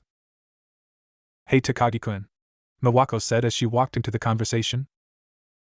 Oh, Takagi said as he turned to see his crush, SS Sato-san. He stated with a blush. It's Naruto-kun's Ka-san, Ayumi said as she remembered the female officer that helped arrested the bad guy that broke into her house. Ooh, Mitsuhiko and Genta said in awe. Conan and AI sweat dropped at their reactions. Oh, why are the detective boys here? Miwako asked.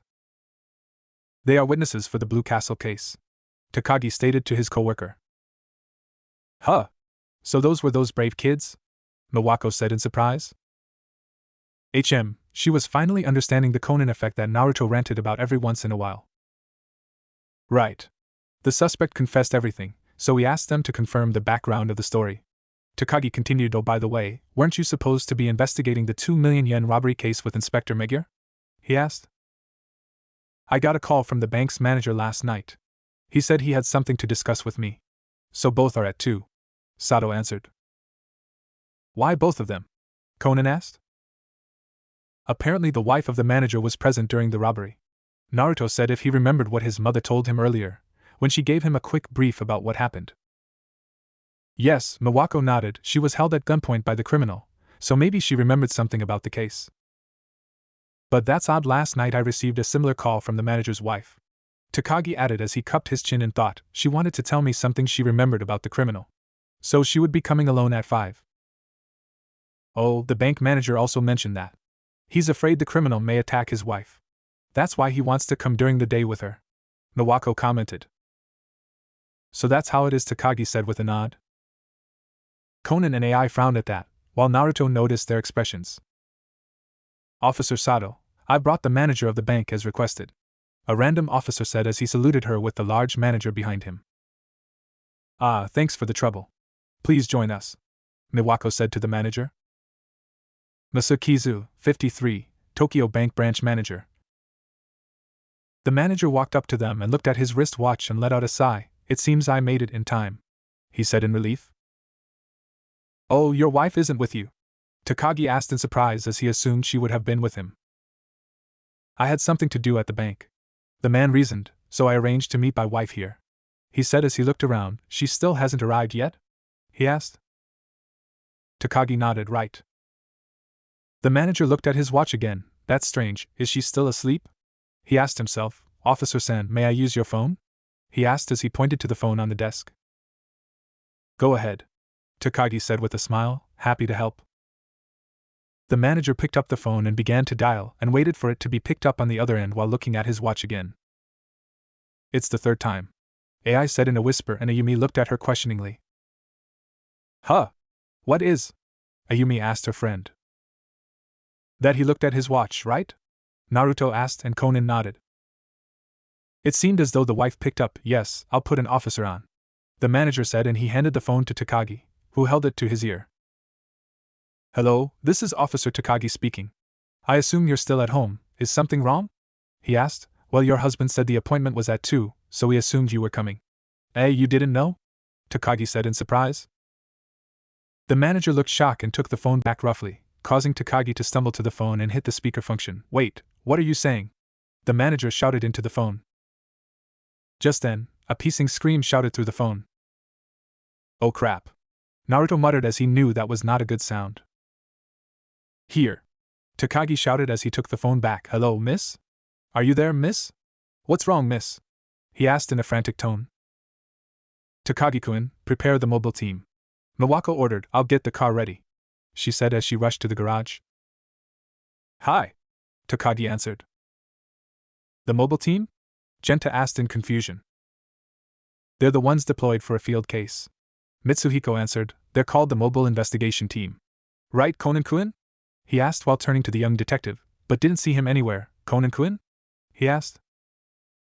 Whiskers seems to have disappeared as well. AI commented with some amusement.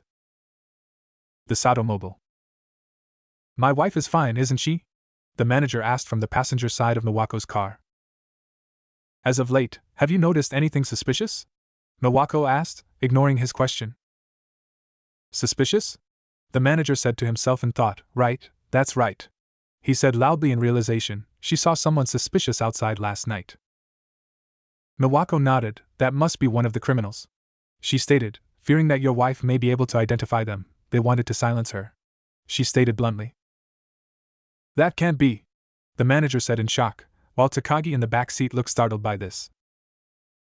It may have been a petty thief that caused her to scream, Takagi said as he tried to calm the large man down a bit. She was speaking with the police. Wouldn't she shout thief if it were so? Conan asked from Takagi's left side in the back seat. Takagi looked shocked. When did you get in here? He asked in a frantic tone.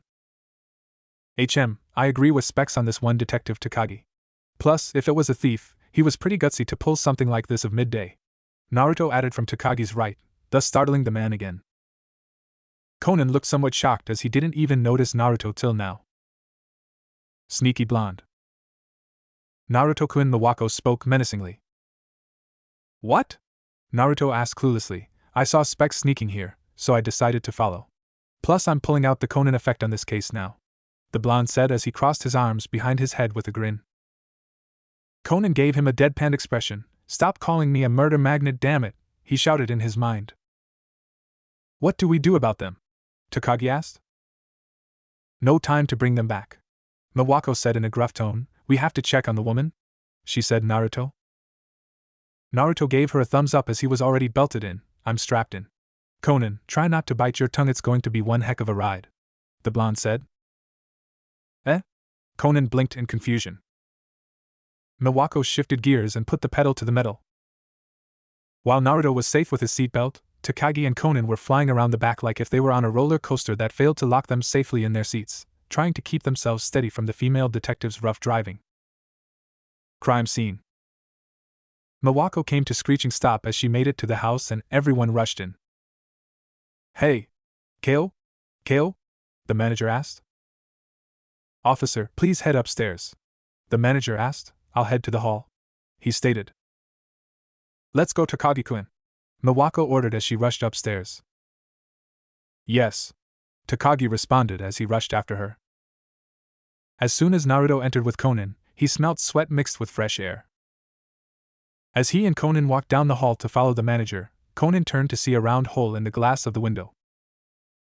Naruto turned to see what he was looking at. Well, that answers that, Naruto muttered. Conan asked with interest.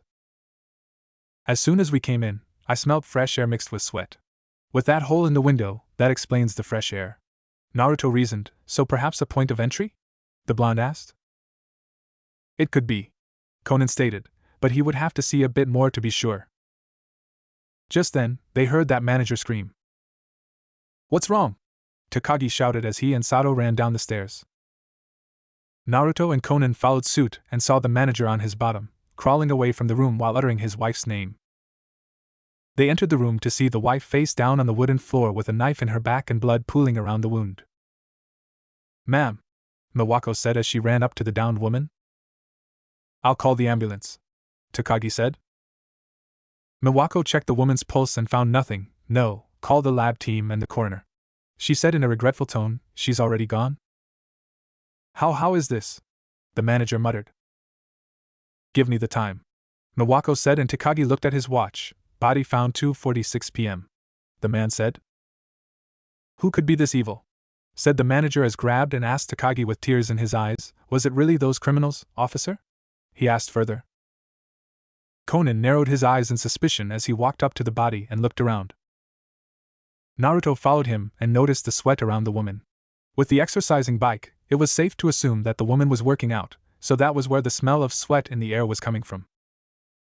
The phone was still on as well, but that was somewhat of an idiot move to do. What if the murderer was overheard? Why not just attack after she hung up? Naruto thought as he studied the scene. The blonde took a quick glance at Conan and saw him looking at the manager, who was bawling his eyes out to Takagi. The man was good, that was for sure, but Naruto could tell he was acting. He had to do it for most of his life, so he could recognize an amateur for sure. But the question was, what was he acting for? After the lab team's arrival. The victim is Masukeo-san, age 42. The murder weapon is a knife to the back, Nawako stated. There's no indication of a struggle. An officer said that wound would have been fatal. The estimated time of her death is when she screamed, Sato said. Eh? Officer Sato, you heard the victim scream? Another officer asked. The husband was at HQ speaking with the victim over the phone. I accidentally switched to the loudspeaker function, Takagi answered. At that time the manager started, getting everyone to look at him. I heard my wife cry out for help. Then, during the phone conversation, someone assaulted her from behind? An officer speculated. I don't believe she was only talking, Conan brought up. Eh? Everyone said to him. When we first walked in, Naruto said he smelt sweat in the air. Since she was riding an exercise bike, he said as he pointed to said bike, she must have been riding it while on the phone. He stated.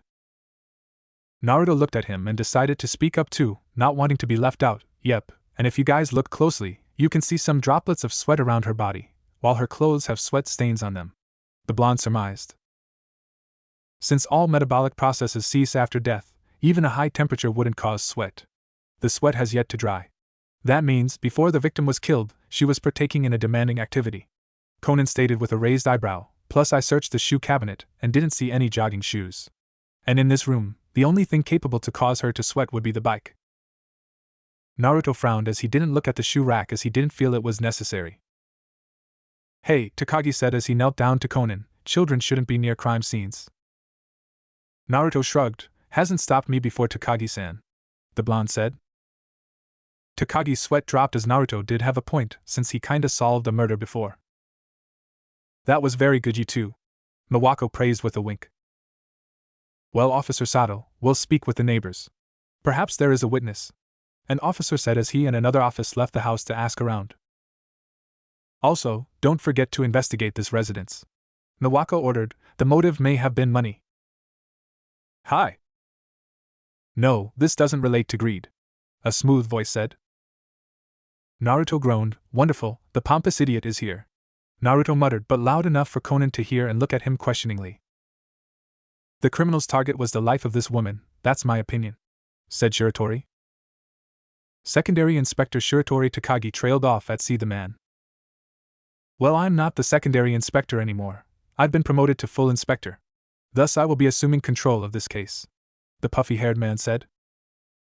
Not bad, you're adept at fawning, Nawako stated, always getting promotions, she said as she walked up to him and pointed to herself. If you don't mind, please allow me to assist in the investigation, she asked.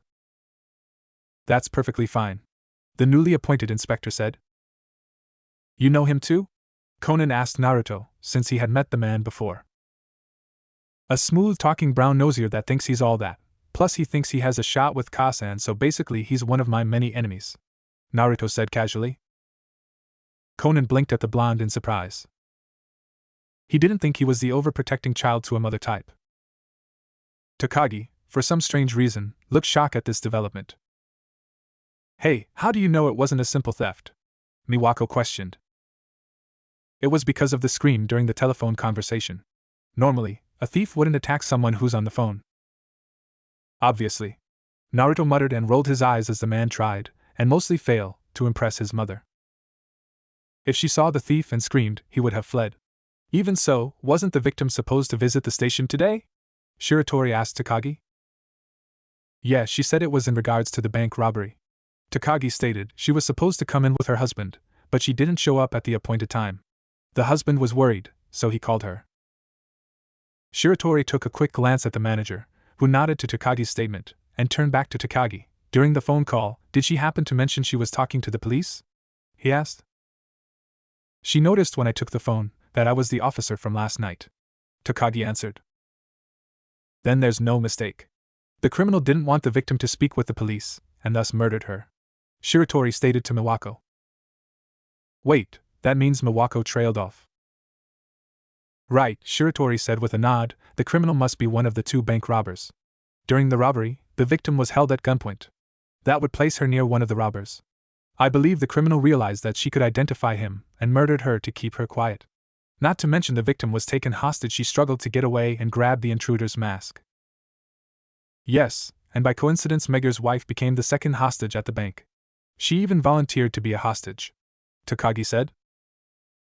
Shiratori and the manager looked surprised at that last part. Yes. My wife told me about a foreigner, the manager said. Shiratori pounded his fist into his other hand and pointed to the manager. Yes, that's it. I believe the lady was attempting to refer a clue to us, he said and turned to Takagi. Takagi-kun, contact HQ, one of the criminals is foreign, Shiratori said. Hi, Takagi said as he started to run out the house. But isn't it strange? Conan asked out of the blue. This caused Takagi to stumble and turn to hear what Conan had to say. Naruto thought about, what was Conan getting at? Wait. Naruto looked at the crime scene again. How was the victim attacked from behind? There was no door. There's a 2-meter gap from behind the bike and there's no door there, the black-haired boy said. So basically we're wondering how she was attacked from behind without seeing it coming, Naruto said as he got it. Dang, he was really falling behind here. He could see why Conan was so good at this. But he would show that he wasn't some one-hit wonder and only fluked out during the concert. Yep, Conan said with a nod. Why would the criminal attack from that direction while she was riding the bike? He questioned out loud. It's that kid again, Shiratori said with a sigh as he walked up to him and picked him up by the back collar of his shirt. Aren't you always following Mori-san around? He questioned. Eh? What about me, Inspector? Naruto asked with his hands in his pockets while staring Shiratori in the eyes and had a bored look in them. It seems you decided to jump the boat along with your friend here to see the case, Shiratori stated openly. Naruto scoffed. Have you had your head washed lately? He taunted. Shiratori's eye twitched at that and knew what the blonde was talking about. Oh, he would so uncover the blonde for what he truly was sooner or later. He would bet the best wine in his collection on that. All he had to do was bide his time, have a hidden camera on hand and wait for the blonde to slip up. But Conan-kun, even if you're stabbed in the back, the attack doesn't always originate from behind. Miwako reasoned. It's possible that the victim saw the criminal coming and was about to flee, but was stabbed from behind. Then Ka-san, wouldn't the body be in a different position if that was true? Naruto asked. Miwako asked as she turned to see her son. I mean, if she was trying to run, why is her body still near the bike? Naruto asked as he sent a quick smirk to Conan. Conan raised an eyebrow to this and sighed in his mind. Don't go thinking this is some kind of competition. The teen/child thought as he now could see for all his maturity, that Naruto was still a kid at heart. Yep, and since the phone is right near her, and there's no trail of sweat around the room, right? Miwako hummed as she cupped her chin. You both have a point, she said with a nod. Masu-san, did your wife usually ride the bike during the day? Shiratori asked. Yes. Each day at 2, she would exercise on that bike, the manager answered. Excuse me for asking, but what time does she normally wake up? Shiratori asked further. I'm always required to leave early for work, so more recently though, she had begun to drink out with some friends and return late at night. So I would gauge around noon, the husband answered. Shiratori gave a chuckle. Then I have the answer, he claimed. If my reasoning is correct, he said as he walked over to the curtain that was behind the bike. The criminal was hiding on the shelf behind the curtains, he declared as he pulled the curtain away to show a few empty shelves. Hey, this is convenient. There aren't many books here and it's possible for a person to hide here. There aren't many other obstructions, Miwako stated as she looked. Only this single curtain is, unlike the others, beige in color. The curtain is meant to modify the color scheme, and it was installed just recently, the manager answered. We were also planning to change the other curtains. But can it really conceal a person? Miwako asked.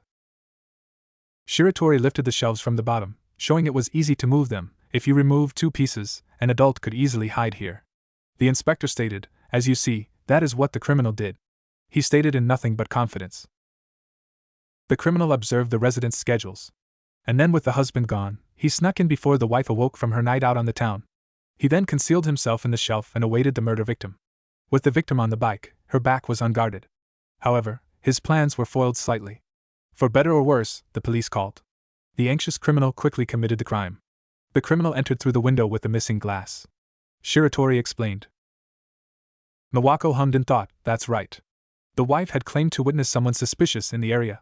She said as she cupped her chin, then he familiarized himself with her living habits, that's not too surprising.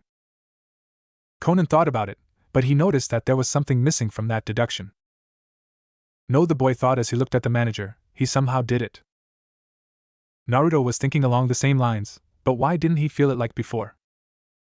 Was it an on and off kind of feeling? The blonde questioned in his head. Secondary Inspector Shiratori, I've searched the victim's bedroom. The jewels and valuables seem undisturbed. It seems the possibility of thievery has declined, the officer from before said. Shiratori looked smug, so that's how it is. All right, you two visit the neighbors and ask of anything suspicious from the last few days. Ask about any strangers and their activities. Yes, sir, they said as they turned to leave. Oh, and Shiratori said, getting the two officers to turn around, I have recently been promoted from secondary inspector to inspector. He said, pointing to himself. Is that understood? He asked. Yes, I understand, one of the two officers said. Naruto blanched. What a ham. Naruto muttered under his breath with a frown. He hated smug guys like Shiratori. Hey there, Inspector Shiratori-san, Conan said, getting the puffy idiot's attention. Naruto turned to Conan. He had something, didn't he? HM? Shiratori said while turning around to Conan with his hands on his hips. Boy, you should go home. I'll arrange a ride for you, he said. And what about me? Naruto thought to himself as he looked at Shiratori. Don't you think it's strange? Takagi asked. HM? Muttered Shiratori. The culprit murdered the victim as she spoke with the police, right? Takagi asked. Why would he restore the bookshelf to its original condition? The culprit should have known the police would respond immediately. Miwako walked over to the other curtain next to the assumed hiding spot of the murderer and pulled the curtain. As for that, Shiratori rambled, trying to debunk the flaw in his theory. It's a peculiar point. One shelf is filled with books, so no one could hide there, Miwako stated with wonder. Inspector Shiratori, an officer carrying a large red book said, rushing over to the man. What is it? Shiratori asked. I found a strange photo album in the victim's room, the officer said as he opened it. Take a look, he said. There are circles on some photographs. Masu panicked and rushed for the book. Those are little marks by my wife, he said nervously. I told her those little marks would hinder the photos. As that was happening, Conan had a smile on his face. Naruto, on the other hand, frowned as he looked at the body once more. She was stabbed from behind clearly, but the knife.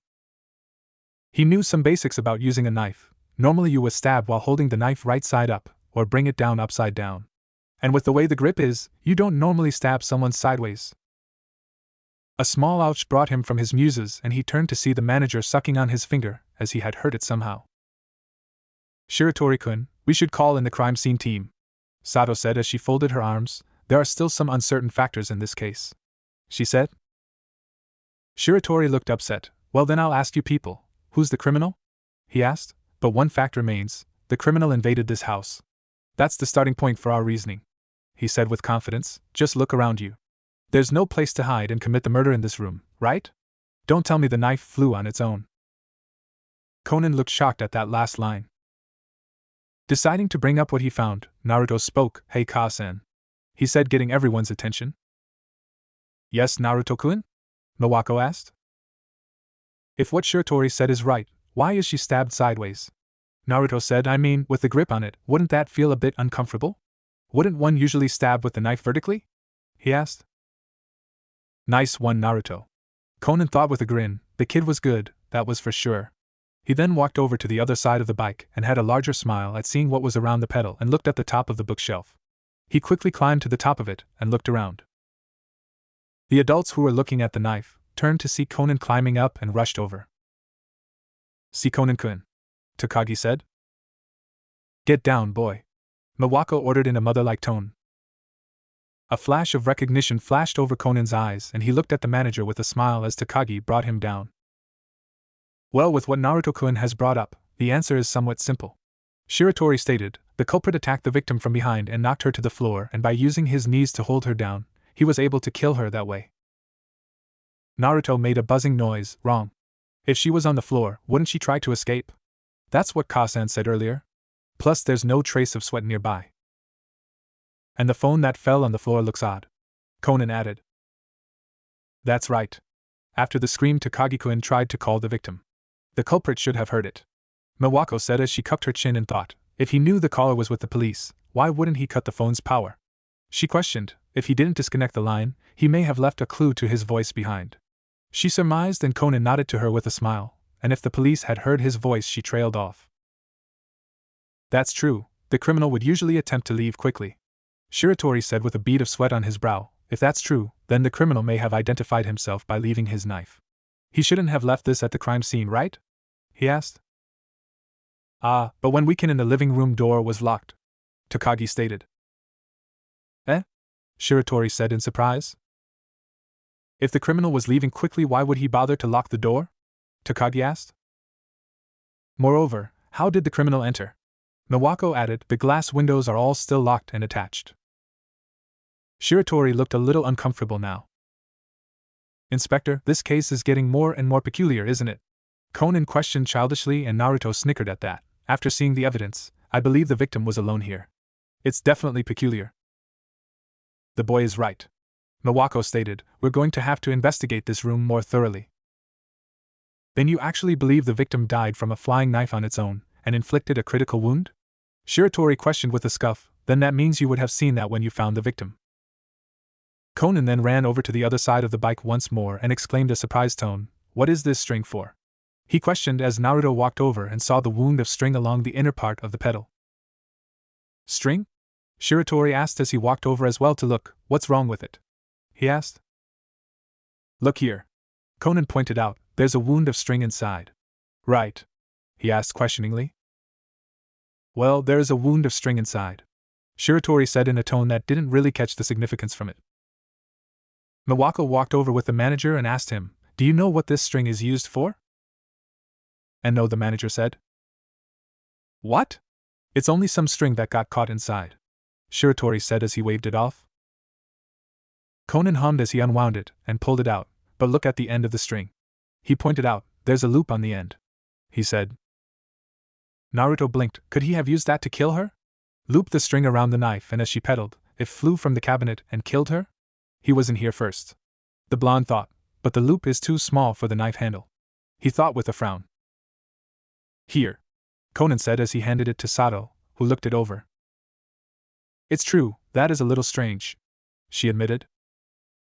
The manager clapped his hands loudly, getting everyone's attention. Right, now I remember, he stated. About half a year ago, my friend's child was in here. He was playing near the bike, I believe. It must have been something he did back then. But even so, Miwako started. There's no reason to think about that, Sato-san. After all, what significant role would string have? Shiratori said to her. Takagi was in deep thought for a moment before he was struck by an idea. Wait a second, he shouted, getting both the other detectives' attention. What if from the top of the bookshelf? The knife was held in place by tape, and with the curtains concealing the sunlight, what would have revealed the string? The winding of the string would begin as soon as someone uses the aerobic bike. After enough use, the bookshelf would fall and the knife would stab the victim. Both Sato and Shiratori gasped at the new theory they just heard, while the banker also gasped at what he heard. Well, that's an interesting theory, but doesn't that rely on luck for it to work? Shiratori asked Takagi, as even though he found the theory possible, it still sounded like a gambling type of scenario. After all, many things could have gone wrong with it. No, it would most likely go as the culprit had planned it, Sato said as she suddenly spoke up while looking at the other shelf. Just beside that shelf there is another shelf of books, so it couldn't have fallen any other way. If the target was to ride that bike at the time, then the shelf would eventually fall on top of the victim. Shiratori leaned back as he still had doubts, but no matter which method, the bike would have still reacted to the increasing weight. Sato now smiled. Don't you know? Aerobic bikes have a strong resistance. If the victim had maintained that speed, there wouldn't be a problem. Shiratori now leaned forward with some doubts still lingering. But wait, when you found the body, the bookshelf wasn't on top of it, right? Even if the culprit snuck in to use this method, then wouldn't he also stay to assure that his plan actually worked? Takagi narrowed his eyes. There's only one person. Both detectives said as they turned to him again. Takagi continued, who could restore the bookshelf to its original position. There's only one person who could have performed this trick. Conan and Naruto were now smirking, seeing that Takagi figured it out. That person knew the layout of this house and the schedule of the victim. The one arrived in this room before everyone else. Masuo Kiza-san. It can only be you, Takagi said as he pointed to said man accusingly. Masuo stepped back in shock and growing fear. What do you mean? I see now, Sato said as she put the pieces together. That's why you called from the police station. As long as you knew your wife rode her aerobic bike at 2 p.m. every day, you could be assured the knife would kill her after a while. If you were with us when she was killed, you would acquire a perfect alibi. By giving the phone to Takagi-kun, you ensured one of us was talking to her during that time. That's why when we arrived, you ordered us upstairs, Takagi said with conviction. I see now, you took advantage of our absence and restored the bookshelf to its original position, Sato said sharply. Please don't say silly things like that. See, if any police officers had come here before me, they would have seen the knife and the bookshelf together, Masuo said nervously. I guess it was like this, wasn't it, Aji-san? Conan suddenly spoke up as they all turned to see him on top of the bookshelf placing a paper-folded knife he had made with some spare paper, where the real one would have supposedly been. See, the upper part of the shelf is tightly packed with books. If a knife was inserted in this slot, then there would be no need for tape. The more top-heavy, then the easier it would fall. Naruto smirked as he saw Conan's explanation and secretly saw Masuo glaring at Conan. I see. That means, after the knife struck the victim, the books from the shelf fell around the body. Takagi began saying what must have happened. And the bookshelf was restored, effectively concealing the trick. Sato continued for Takagi. But wait boy, if the knife had been up there, then my wife would have seen it, Masuo said even more nervously. Then you mean, Conan began as he reached for 2 books from a lower shelf and placed them on top of the shelf as they concealed the knife now, even like this? Masuo gaped. That's it. This way the knife wouldn't be discovered, and it explains why the victim was stabbed sideways. Sato looked impressed. Not bad, boy. Even with the books lying around everywhere on the floor, the police would easily claim that it was caused during a struggle between the victim and the killer. Takagi explained as Conan nodded, and then no one would know about the trick. Shiratori turned to a shaking Masuo. Is this true, Masuo-san? He asked despite knowing what might already be confirmed. The string, what about the string? Masuo asked in an almost desperate tone. If the string was connected to the curtain, the police would discover the trick in a moment, and regardless, you don't have any evidence that I'm the culprit. Conan seemed to suddenly appear next to Masuo as he took his hand and examined it as he spotted something he was expecting to find. What's wrong, Aji-san? What is it that injured your finger? Masuo panicked as he pulled his hand away from Conan. Ah, I see. When you put your handkerchief in your pocket, you looked hurt, Conan said in his childlike tone that was starting to seem rehearsed to Naruto for some strange reason. Shiratori narrowed his eyes. Sato stepped forward. Then does that mean you have something in your pocket? Would you mind showing us? Takagi asked, reaching his hand out. Inside of his pocket there should be nails and tape, each probably stained with the victim's blood, Shiratori revealed. How do you know that? Sato asked. Shiratori pointed to the bookshelf. There is smeared blood on the bookshelf. It told me something must have been tapped there. After he fastened a nail to the shelf, he attached the string's loop. By doing this, it would detach as the shelf fell, and then the string would retract into the bike. But if the police found the blood and nail, how would you explain it? Takagi questioned. Shiratori HMP'd before walking towards the bookshelf. The nail connected to the aerobic bike was actually placed there by the wife. Her blood being there is a mere coincidence. Masuo now looked down as he knew there was no escape now. So that's the explanation. Since evidence is more worthy than theories, let's experiment. I believe the item in your pocket will work well with the shelf, Shiratori said, in with a more serious face that looked slightly intimidating. Masuo let out a sad smile. It's useless without practice. Many nights I practiced this trick many times to perfect the angle. It's odd. I only removed this thing as a precaution after restoring the shelf. But instead it became a clue. Why did you kill your wife? Takagi almost seemed to demand the answer from him. For the insurance payout. I insured my wife's life with a beneficial sum. After the bank robbery, I needed the money from my wife, Masuo answered. Sato sighed. Even with assistance you would have been discovered. The assistance to steal from your own bank, Sato revealed, earning disbelieving and stunned looks from everyone, minus Conan and Naruto. Is that true? Takagi questioned as he couldn't believe what he heard. Sato nodded. Yes, it's true, he's the one who planned it. With the bank manager planning it, the robbery wouldn't face many troubles. The unfortunate issue is how your wife incidentally came by the bank at that time. It seems they accidentally took her hostage. It wasn't until later you realized your wife could identify your associate. You didn't want the police to discover this, so you silenced her. Then during the robbery, the idea to interchange hostages Shiratori began. Was because she was the culprit's wife. Takagi finished the sentence. Masuo fell to his knees in despair, seeing everything was found out. But how did you know about it? Takagi asked Sato. Hey, isn't there a picture album with certain pictures encircled? Your wife was going to bring those pictures to the police station and then confirm they were the robbers. You've been holding that picture book for a while now, right, Naruto-kun? She asked sweetly to her son as they turned to see him holding the photo album with a small grin as he nodded. People tend to pay less attention to a kid at a crime scene, Naruto said, since he had taken the album to look at it when the manager had placed it down and wasn't looking. 2 hours later, the two robbers were arrested at home while counting the stolen money, thus assisting in solving both cases at once. In Masuo-san's confession, he claimed it was his wife's expensive tastes that caused him to engineer the robbery. For money to also be the reason for killing his wife, it's an unfortunate case. Police station, chief's office. Hey, I've heard about it, Shiratori. The tall chief said in an excited tone. How you solved a case just after being promoted to inspector. That's impressive. Naruto, who was standing next to his mother, scoffed. Like that nitwit could solve anything without jumping to conclusions without looking at all the facts. Shiratori bowed his head. Don't praise me that way, Chief Matsumoto. Such simple matters hardly require my attention. That's right, because those matters were solved by the boys here, Miwako said with a hint of pride as ruffled both Naruto and Conan's hair. HM? The chief said, your son and that boy who's always around Muri? He asked. Both were pretty good and knew a lot, Miwako praised. Conan rubbed the back of his head in embarrassment. It was nothing major, he said. I'll be sure to help out again, Naruto said with a smile as he laid both hands behind his head while closing his eyes to give him a fox-like look. That's true, Shiratori admitted. Children see things differently, that is how they notice things we do not, he said while looking at Conan. Conan gave a weak laugh at the new attention he had.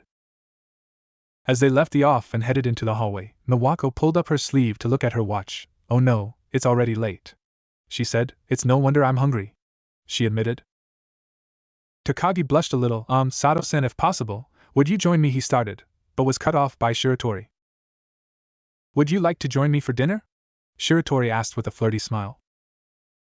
He was about to say more, but Naruto cut him off. Nei ka-san, I kinda have to finish some homework, so how about we hit the ramen shop on the way home?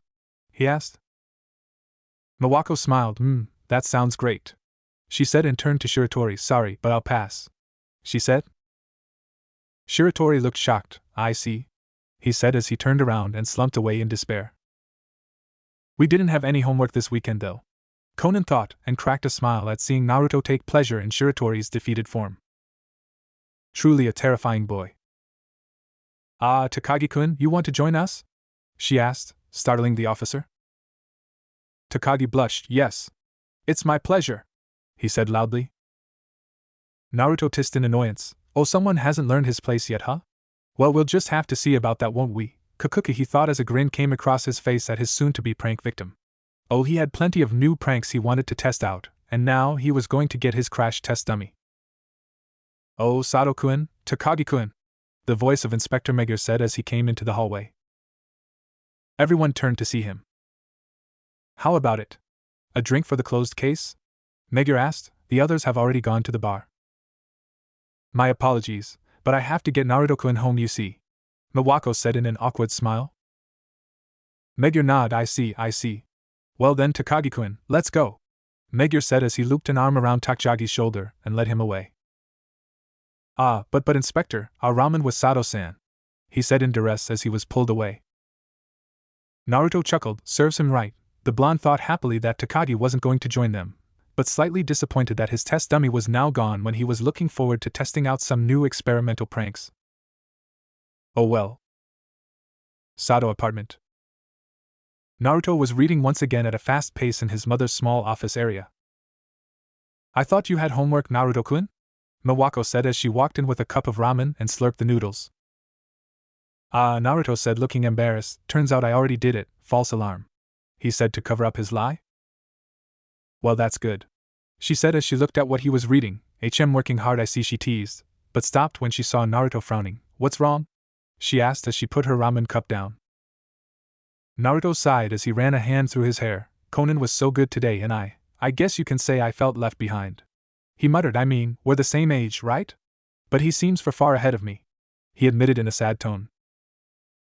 So he was jealous at how well Conan had outdone him, or so he felt. Today, Naruto-kun, you and Conan-kun are two different people. You'll be fine, just keep learning and keep looking at this from a unique perspective, Miwako said as she hugged him. Naruto nodded. Hi. What if Naruto was in Detective Conan? End here, and thanks for watching my video till the end.